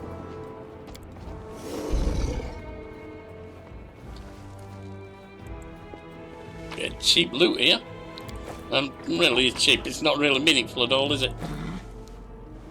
But someone needs to have some restoration done.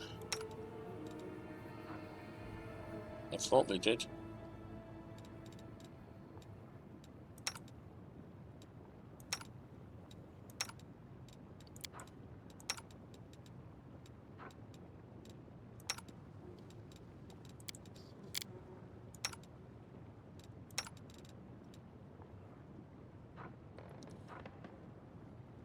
Ability damage 2 on con.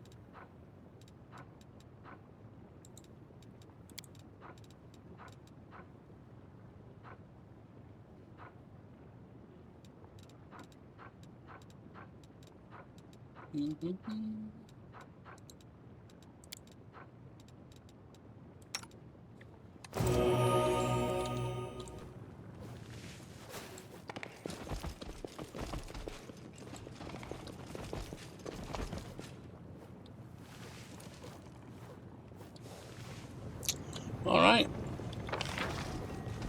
I think that's about it in there. Just a little bit of treasure to sell. Nothing particularly remarkable. Interesting little statues though.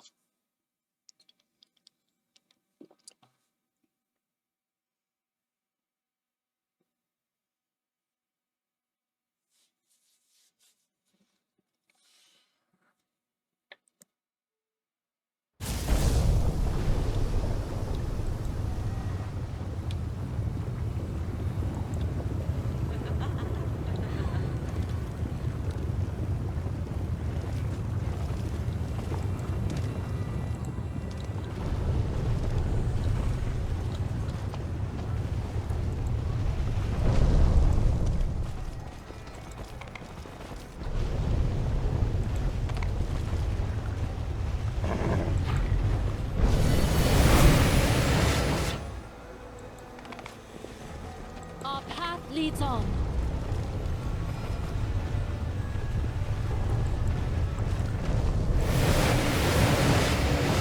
Where exactly are we going?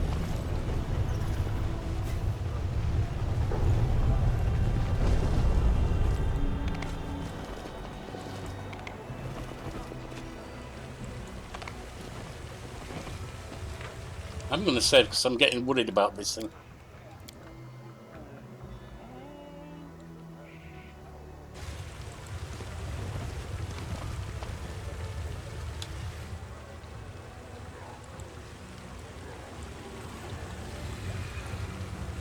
I will guide us.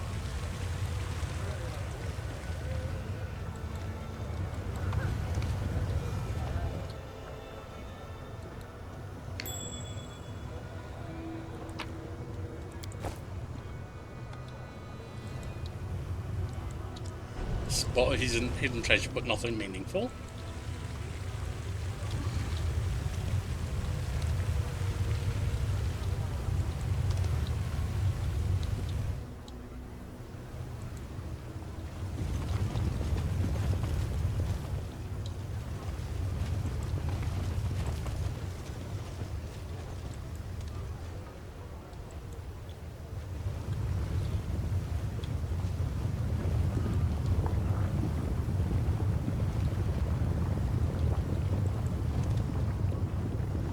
Nothing.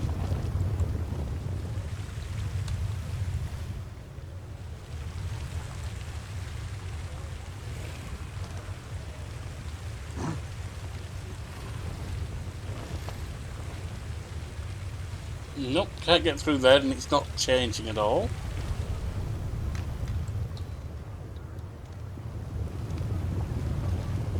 We march ahead.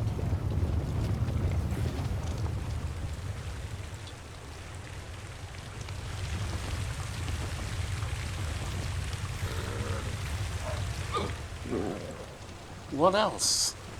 Our path leads on.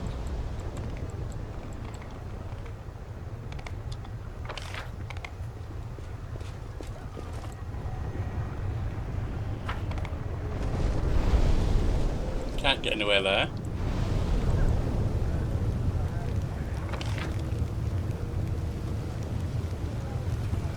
Portal down, portal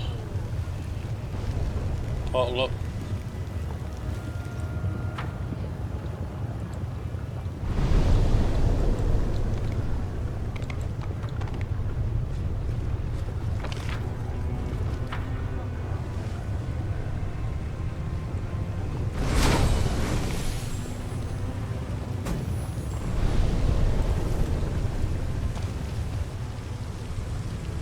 Let's see what's in the Palace of Incest and Degeneracy, shall we?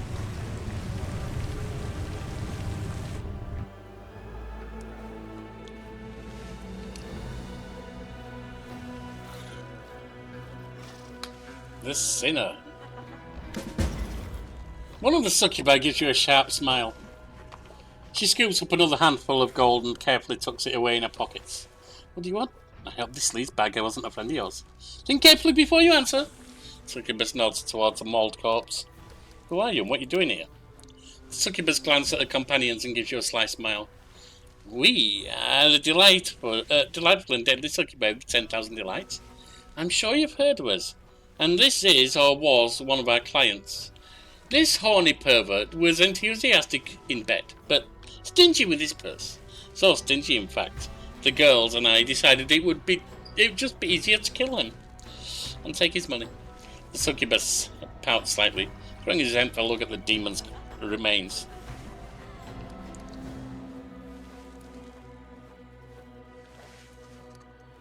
Yeah, well, I mean, I can't blame you. I mean, it's to kill the demon. I'm not going to complain. One of the succubi winks at you. Very understanding of you. Now, is there something you want? Or are you just going to stand there and stare at us? If you have nothing else to say, perhaps you should be on your way.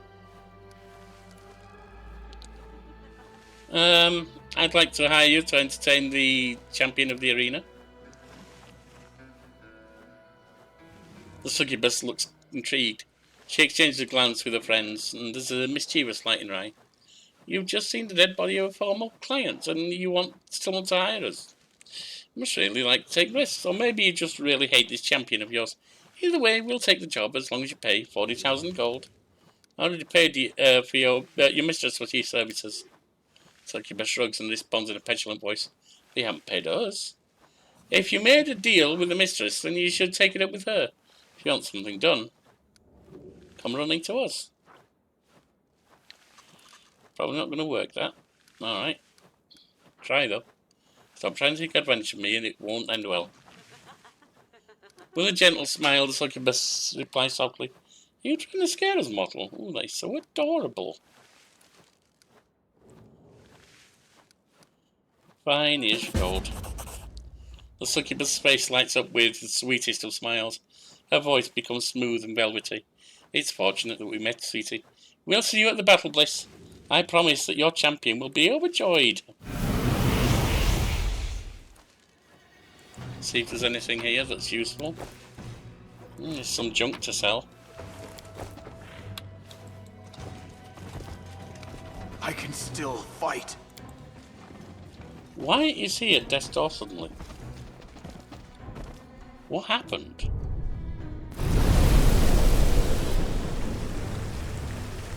My will is resolute.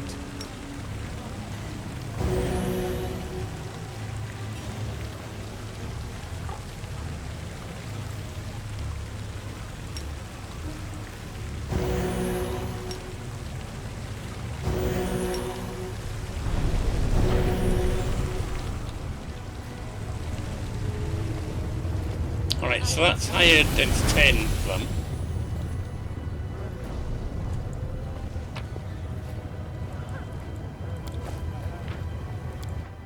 This place is a monster to find your way around.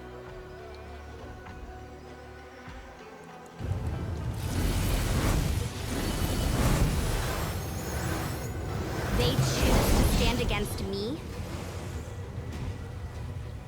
Apparently this couple do.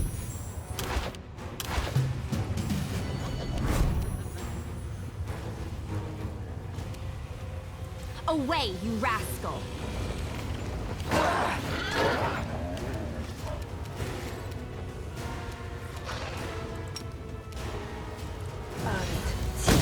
Go.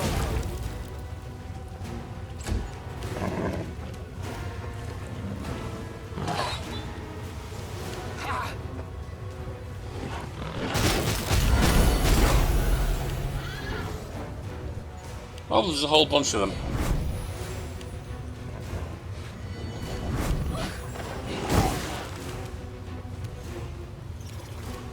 Oriana, let's get protection from Arizon, shall we?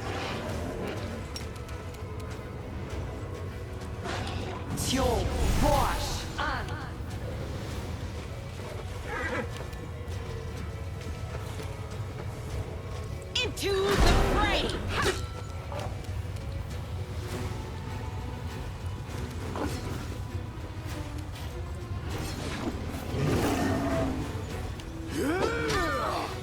Oh god, Soziel's jammed. This cannot be happening. Yeah, it kind of is, love.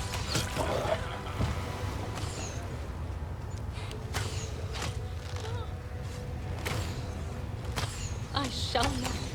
Oh god. Not again. No, I'm not going to deal with that. I'm not. Simple as.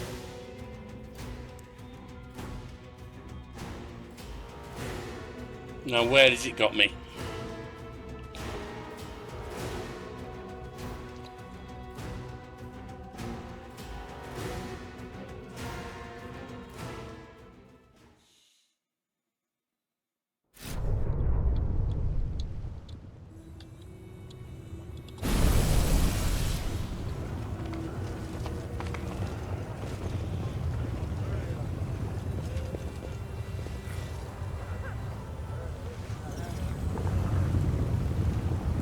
All I want to do right now is go to Battle Bliss, to be honest.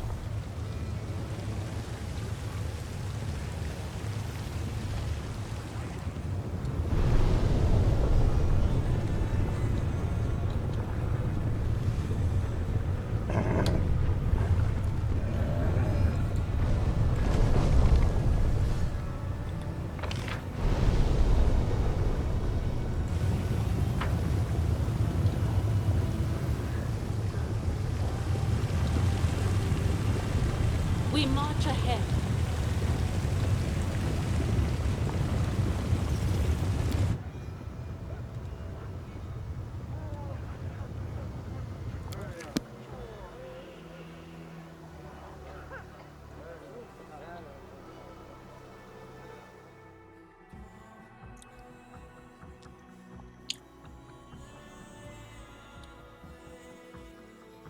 Yeah, I must admit, Illusionator is not my idea of a good time. And it's not that it's a bad design, I don't think. It's just that it's not the kind of thing I enjoy. Not really.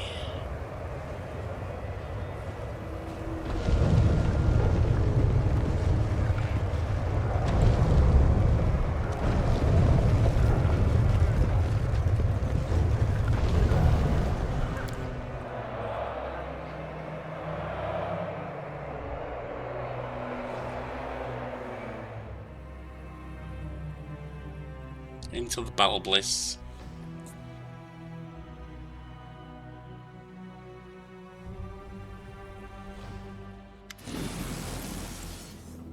For your date, Valexia has swapped out a previous dress with an equally elegant outfit. The blood red hue of a new gown seems particularly fitting, considering the activities of the arena. There you are, my friend. Nice hurry to the boxes there for distinguished guests. I'm determined not to let you enjoy the spectacle from any other seats. Your new dress is very elegant.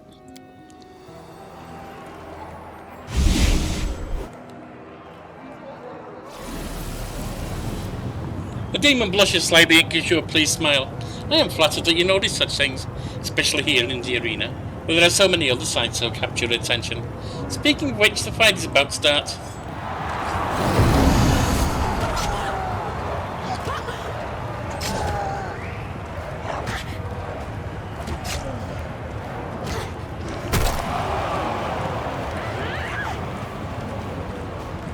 A fierce battle unfolds in the arena. The bloody freak surges forward, launching into a brutal attack against Adselm. Adselm desperately tries to resist the onslaught, but the bloody freak is relentless. He strikes one furious blow after another, showing no sign of exhaustion or fatigue as he bears down on his opponent. Adselm attempts to fight back against her enemy with quick, sudden attacks, but fails to find an opening. Her movement begins slow, and her footsteps leave behind a crimson trail of blood. Alexia observes you closely. Her eyes sparkle with lively curiosity, and you are forced to turn your attention away from the fight as yes, slavery is the cornerstone of our life in Abyss, and gladiator fights are a popular source of entertainment. How are such shows perceived in the homeland of Galarian? What is your view of slavery? The very idea of slavery offends my free spirit, I'm not going to lie. Alexia smiles approvingly, clearly pleased with your answer. Offends ours too. Demons take great pleasure in enslaving others and will buy and sell slaves without hesitation. But a demon in chains will not rest until they regain their freedom and tear their captors to pieces.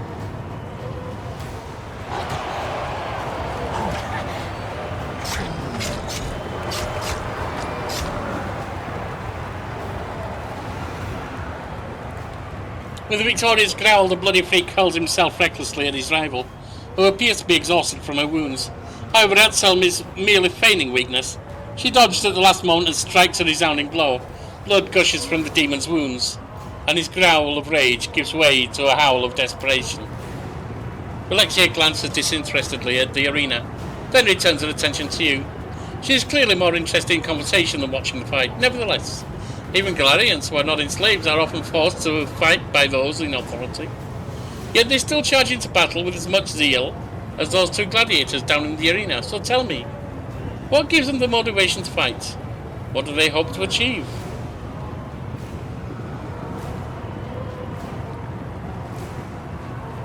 Those who are worthy fight for their freedom. As for the rest, they fight because they are obedient to the will of their masters. The demon nods her approval. I can see that you are insightful enough to notice the inevitable chains, certainly the invisible chains and collars that bind your kin. Such depth of perception is truly commendable.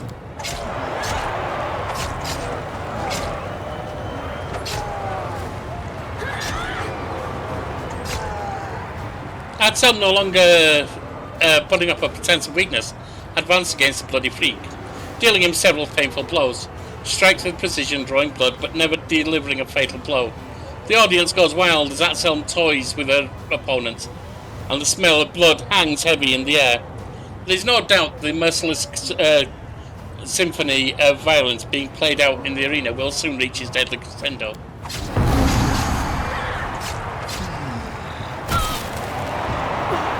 But the bloody freak isn't finished. He lets out a monstrous bloodthirsty howl. It reverberates around the arena as he channels his powerful rage into one last brutal attack. He strikes as swift as lightning, and Adselm's flurry of blows is brought to a sudden halt. She sways slightly, then doubles over as if embracing the blade that was just plunged through her body. Then with another primal roar, the demon cuts her down, dispatching his weakened opponent with one powerful strike. Alexia watches Adselm closely. She muses thoughtfully, but every warrior will meet their death eventually. How do Galarians face the end of their life? Are they scared of death? Or do they despise it? Or do they welcome it as a friend?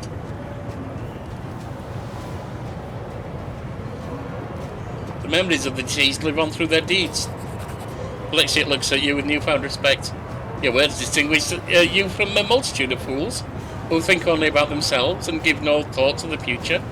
They fear death, and they tremble at the thought that their pathetic lives will come to an end. The screams and howls of the crowd are deafening.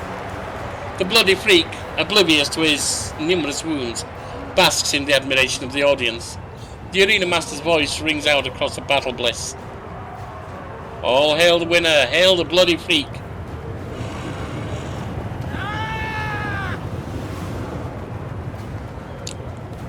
Hepzibah rises from her place and announces loudly, I want this bloodthirsty fighter to be my servant. From now on he is my slave, and anyone insolent enough to object will face my wrath. Don't think I'll get this.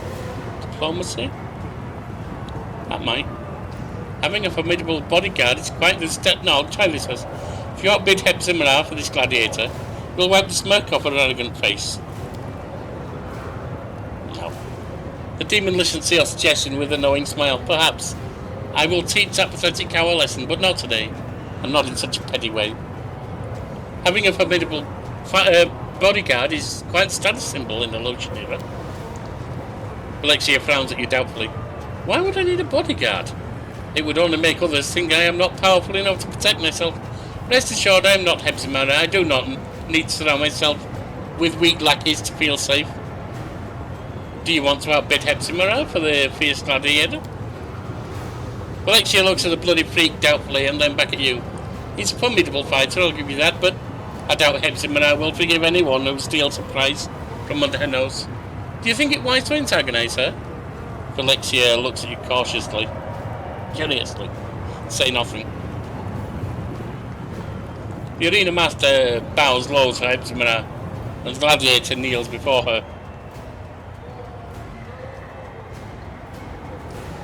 The fighter lets out a ferocious roar. Glory to my new mistress, Hepzibah! This was so exciting. I've enjoyed our time together here at the arena. However, I cannot resist the urge to appear with you somewhere in high society. I'm sure you wouldn't say no to attending a private reception with me at the Harem of Ardent Dreams. Shamira has prepared something special for the guests, and I would very much like for you to experience it with me. I shall wait for you at the Harem of Ardent Dreams. You really must come. I simply won't take no for an answer. In the 7:20. Alexia suddenly pauses as she's about to leave. She turns towards you with a look of gentle reproach. Oh, you should have reminded me. I nearly forgot. After such a wonderful time together, you must become a regular guest. I insist. Please accept this little gift as a reminder that the doors of my manor are always open to you. This coin is a key to the teleportation arch located in the upper city. To the upper city? Oh yeah, that's where we were. I would not normally give something like this to my ordinary servants, but there's nothing ordinary about you, is there? Okay, so that's opened another arch. Our path leads on. Can Zeklex do anything? I managed to deal with Succubi. I'm glad to hear it. Your help in these matters is invaluable. Since I cannot attend them myself, I think you'll find the reward for your assistance is quite generous. I've arranged a fight for you against a member of the Nahindrian League. Please let me know as soon as you are ready. 40,000, nice. Siefling carefully counts the coins and hands them over to you. This should compensate your expense. You haven't paid me enough. The deal with Succubi cost more than expected. You still owe me money. The Tiefling looks at you closely and shakes his head. I know the rates of service at the 10,000 delights. The sum I gave you is more than enough to cover the cost. Alright, I will go rest, and then I will enter the arena.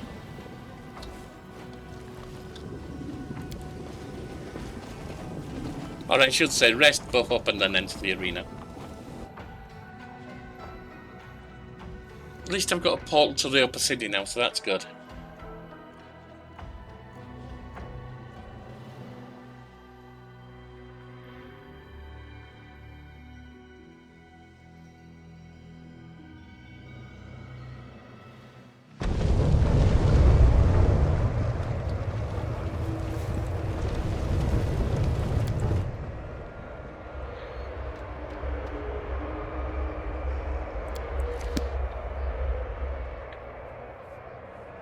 Oh yeah, and I need to talk to Ardent Sunlight, don't I? Whatever his name is, Ardent Sunlight, I don't know. About the dragon being kidnapped. My Avo's gone.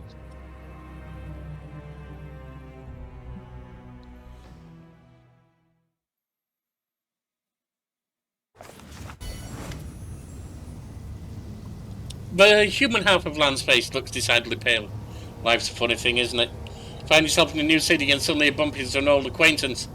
He chuckles, but his expression is closer to a wince than a true smile. Savamelek is here in Illusionera. Wendwack spits on the floor, grinning strangely. You fell in too, Lan.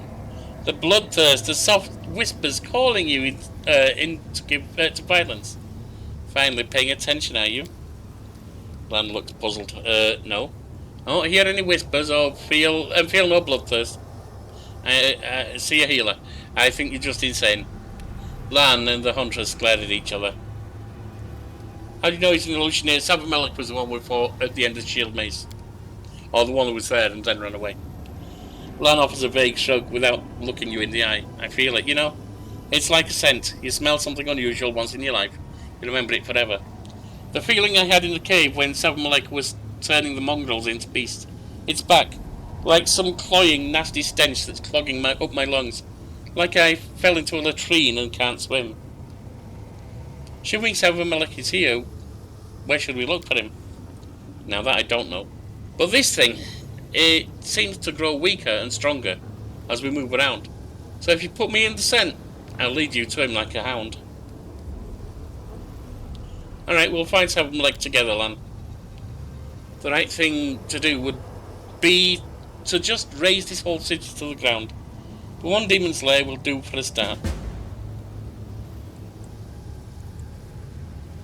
Take me with you, mistress. I can feel him too, but my senses are more finely honed than Lan's. Savamelek's poison runs in my veins. Never thought I'd say this, but that might not be such a bad idea.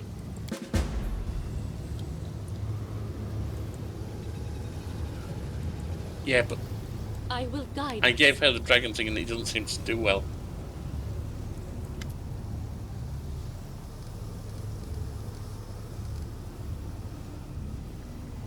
How well am I known among the denizens of Illusionera? Some demons have heard rumours of you, but no one is paying attention. What do you think of the one you call the Champion of Galarian? I'd be lying if I told you I didn't observe you with some trepidation. Sometimes I wonder what will happen if you falter. Power and responsibility represent the most difficult trial of all. And many righteous souls have failed to pass it.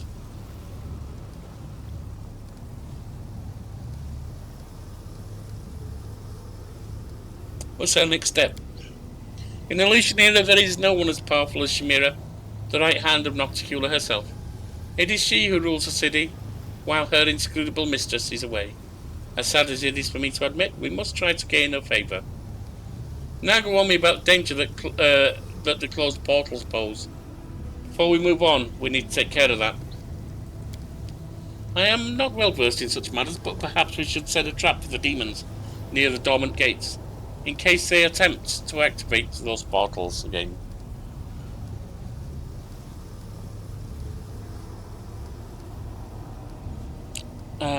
Don't think I need to ask anything else. Oh, Lewis, can you heal me? Well, that heals me. I don't think it does anything for the others. No, he's still at death's door.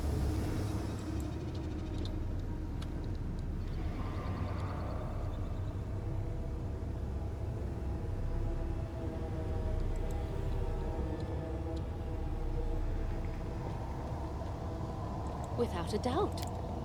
So the caves. Early sunset, that was it.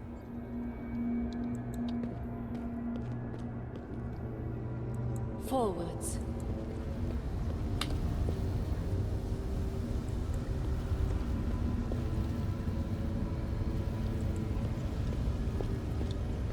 There it is. Eliana Soulshade, finally, I've had time to think everything over. Know exactly what we need to do to find what's been lost.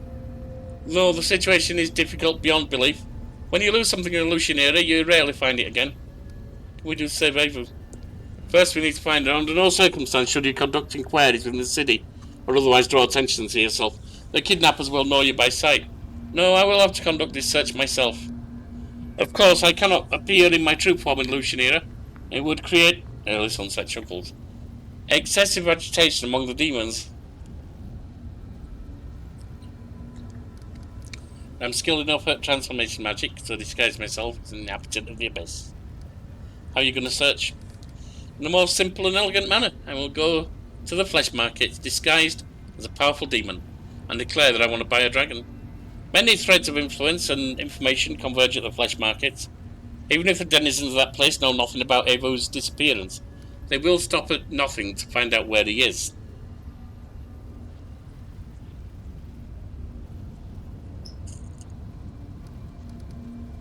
Even if,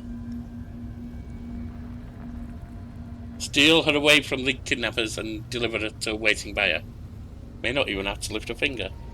Should I do? Stay close at hand in case things go sour. Demons may recognize me or try to trick me. It seems clear.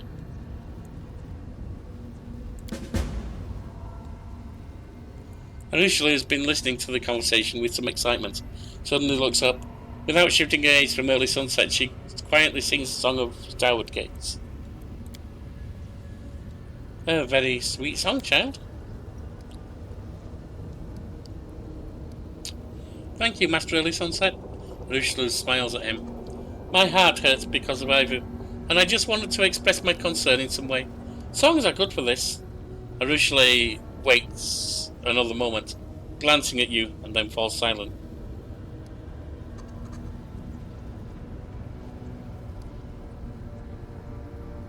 Alright. I think it's time for me to quit here. Let me just go through this. What news do you bring of Galarian? Unfortunately, the news is not good. In your absence, relations between the official and free Crusaders have worsened. Most of your allies have been banned from Dresden. They have been forced to rely on their own strength alone to fight the demons. Queen Galfrey has moved the headquarters for the entire Crusade to Dresden, along with part of her court. She has imposed order in the city, or order as she sees it. Many among the Crusaders were saddened by your departure, but others were gladdened by it. They prefer more conservative practices and leaders they can understand. As for the demons, I expect their attacks to intensify, but this has not yet happened. It seems the attack on Midnight Fane and the interruption of the supply of crystals dampened their fervour.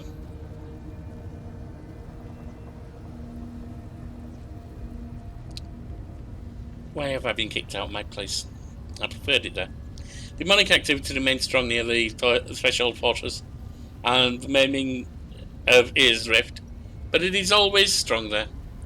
I did not notice that anything changed with your departure. That's all the news I have. Not long after your departure from Galarian, a letter arrived in Dresden. The Free Crusaders' performance in the Midnight Fane was, shall we say, wholly expected, but still utterly galling fiasco.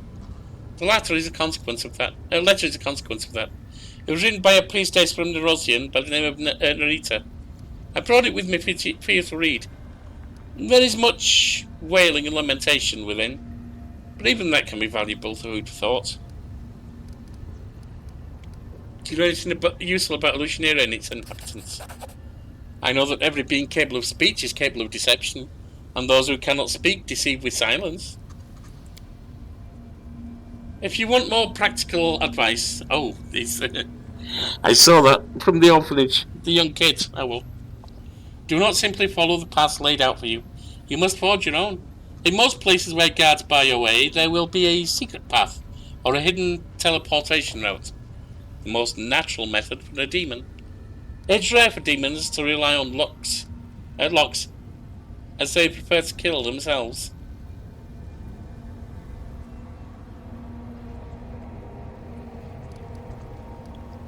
What are you planning to do in the Abyss? Oh, do you recognize the name Hebsmurder?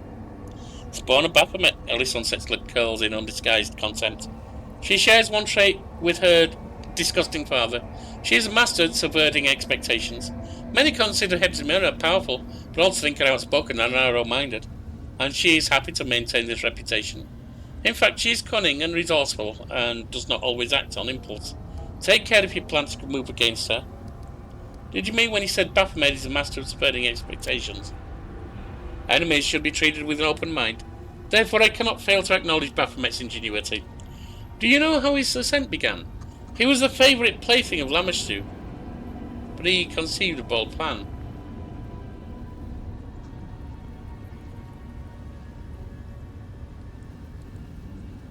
To steal the sceptre of the Prince of Darkness. He failed. Baphomet was captured, subjected to brutal punishment, and imprisoned in the Ivory Labyrinth, a prison designed to be impossible to escape by its powerful creator, Asmodeus. But a thief is a thief. Baphomet found an ingenious way to escape. He stole his prison from hell, and took it to the abyss. The Ivory Labyrinth went from being his prison to his possession, his abyssal realm. From it, he rules hordes of minotaurs and secret societies of cultists. This is what I meant by when I said that Baphomet knows how to subvert it. Yeah, that's fair. What are you planning to do in the abyss? I could accompany you and give you advice, as I did in Dresden. But I see that the role of mentor and bodyguard has already been taken over by the hand of the inheritor. It is not a good idea to take two otherworldly creatures, hostile to demons, with you.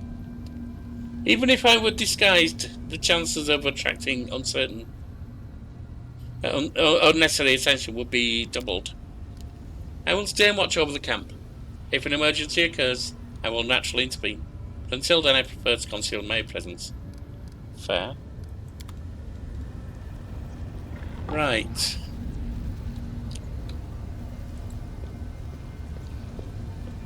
Start by resting. Pearls of wisdom from Brother Woljif. When you're on a job, don't go wearing a big sweeping cloak. When you're sneaking about the house, you'll knock over every trinket like an idiot.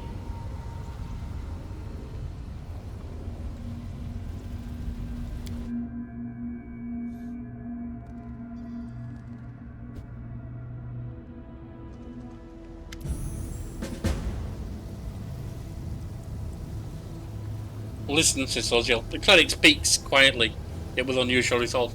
Found out that there's a slave trader at the local market, a demon in a black mask.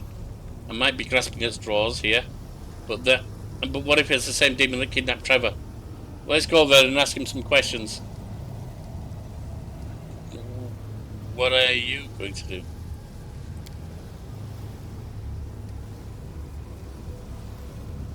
I don't know. Right now I only have this unreliable lead and lots of unreasonably high hopes. If this demon really is the one I'm looking for, if he still remembers who brought Trevor, if Trevor is still here, let's start with a simple conversation. We'll listen to what the demon has to say, then decide what to do. Are you sure you still want to find Trevor? You may not like what you discover. I've long since accepted whatever happens to Trevor couldn't have been good. I still want to know his fate. If he's in prison, I will set him free. If he's dead, I'll at least be able to pray for his soul's rest. I'll see what I can do. Thank you. Alright.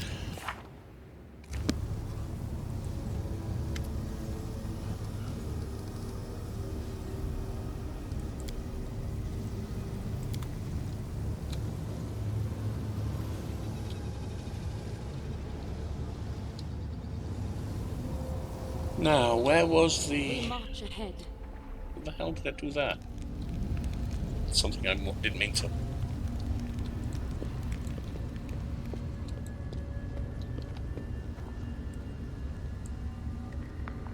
We, of course, saved at the sleep. So let's go look for Ivu.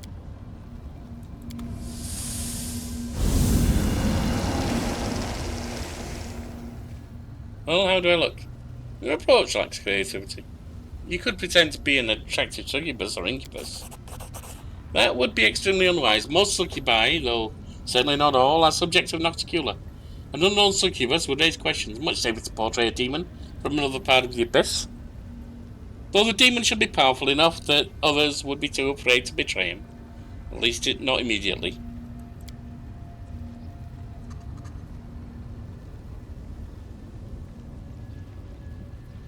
About the plan. I will head to the flesh markets immediately and talk to the merchants about buying a dragon. Go there and prepare for any surprises. See you there. Okay. Our path leads on. Didn't mean to go to the midnight vein, you silly boy.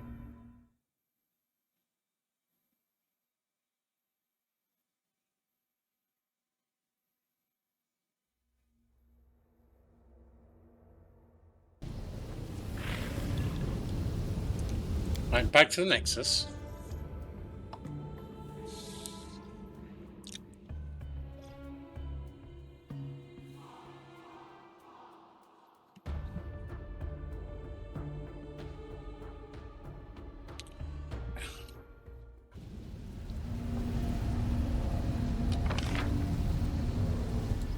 Down and out.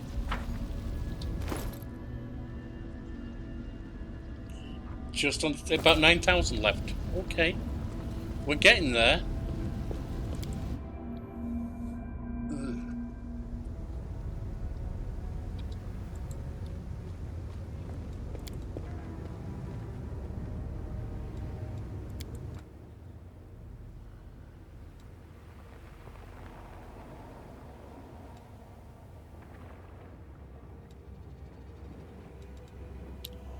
Bad luck, battle bliss. Tell us the favoured mistresses. Let's go there to start with.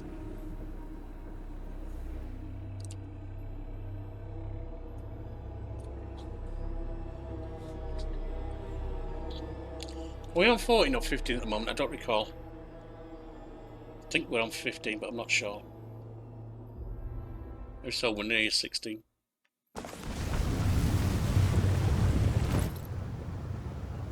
No, we're at 14, nearly 15.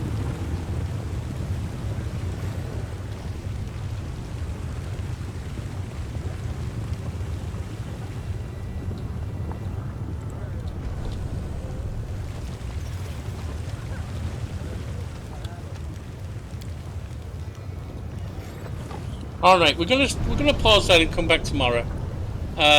Probably tomorrow. I will see you then. Thanks for watching, for being around, for every message, reaction, all the joy we found. To the quiet, the loud, the sharp and the sly, you're the reason I'm leaving with my spirits high.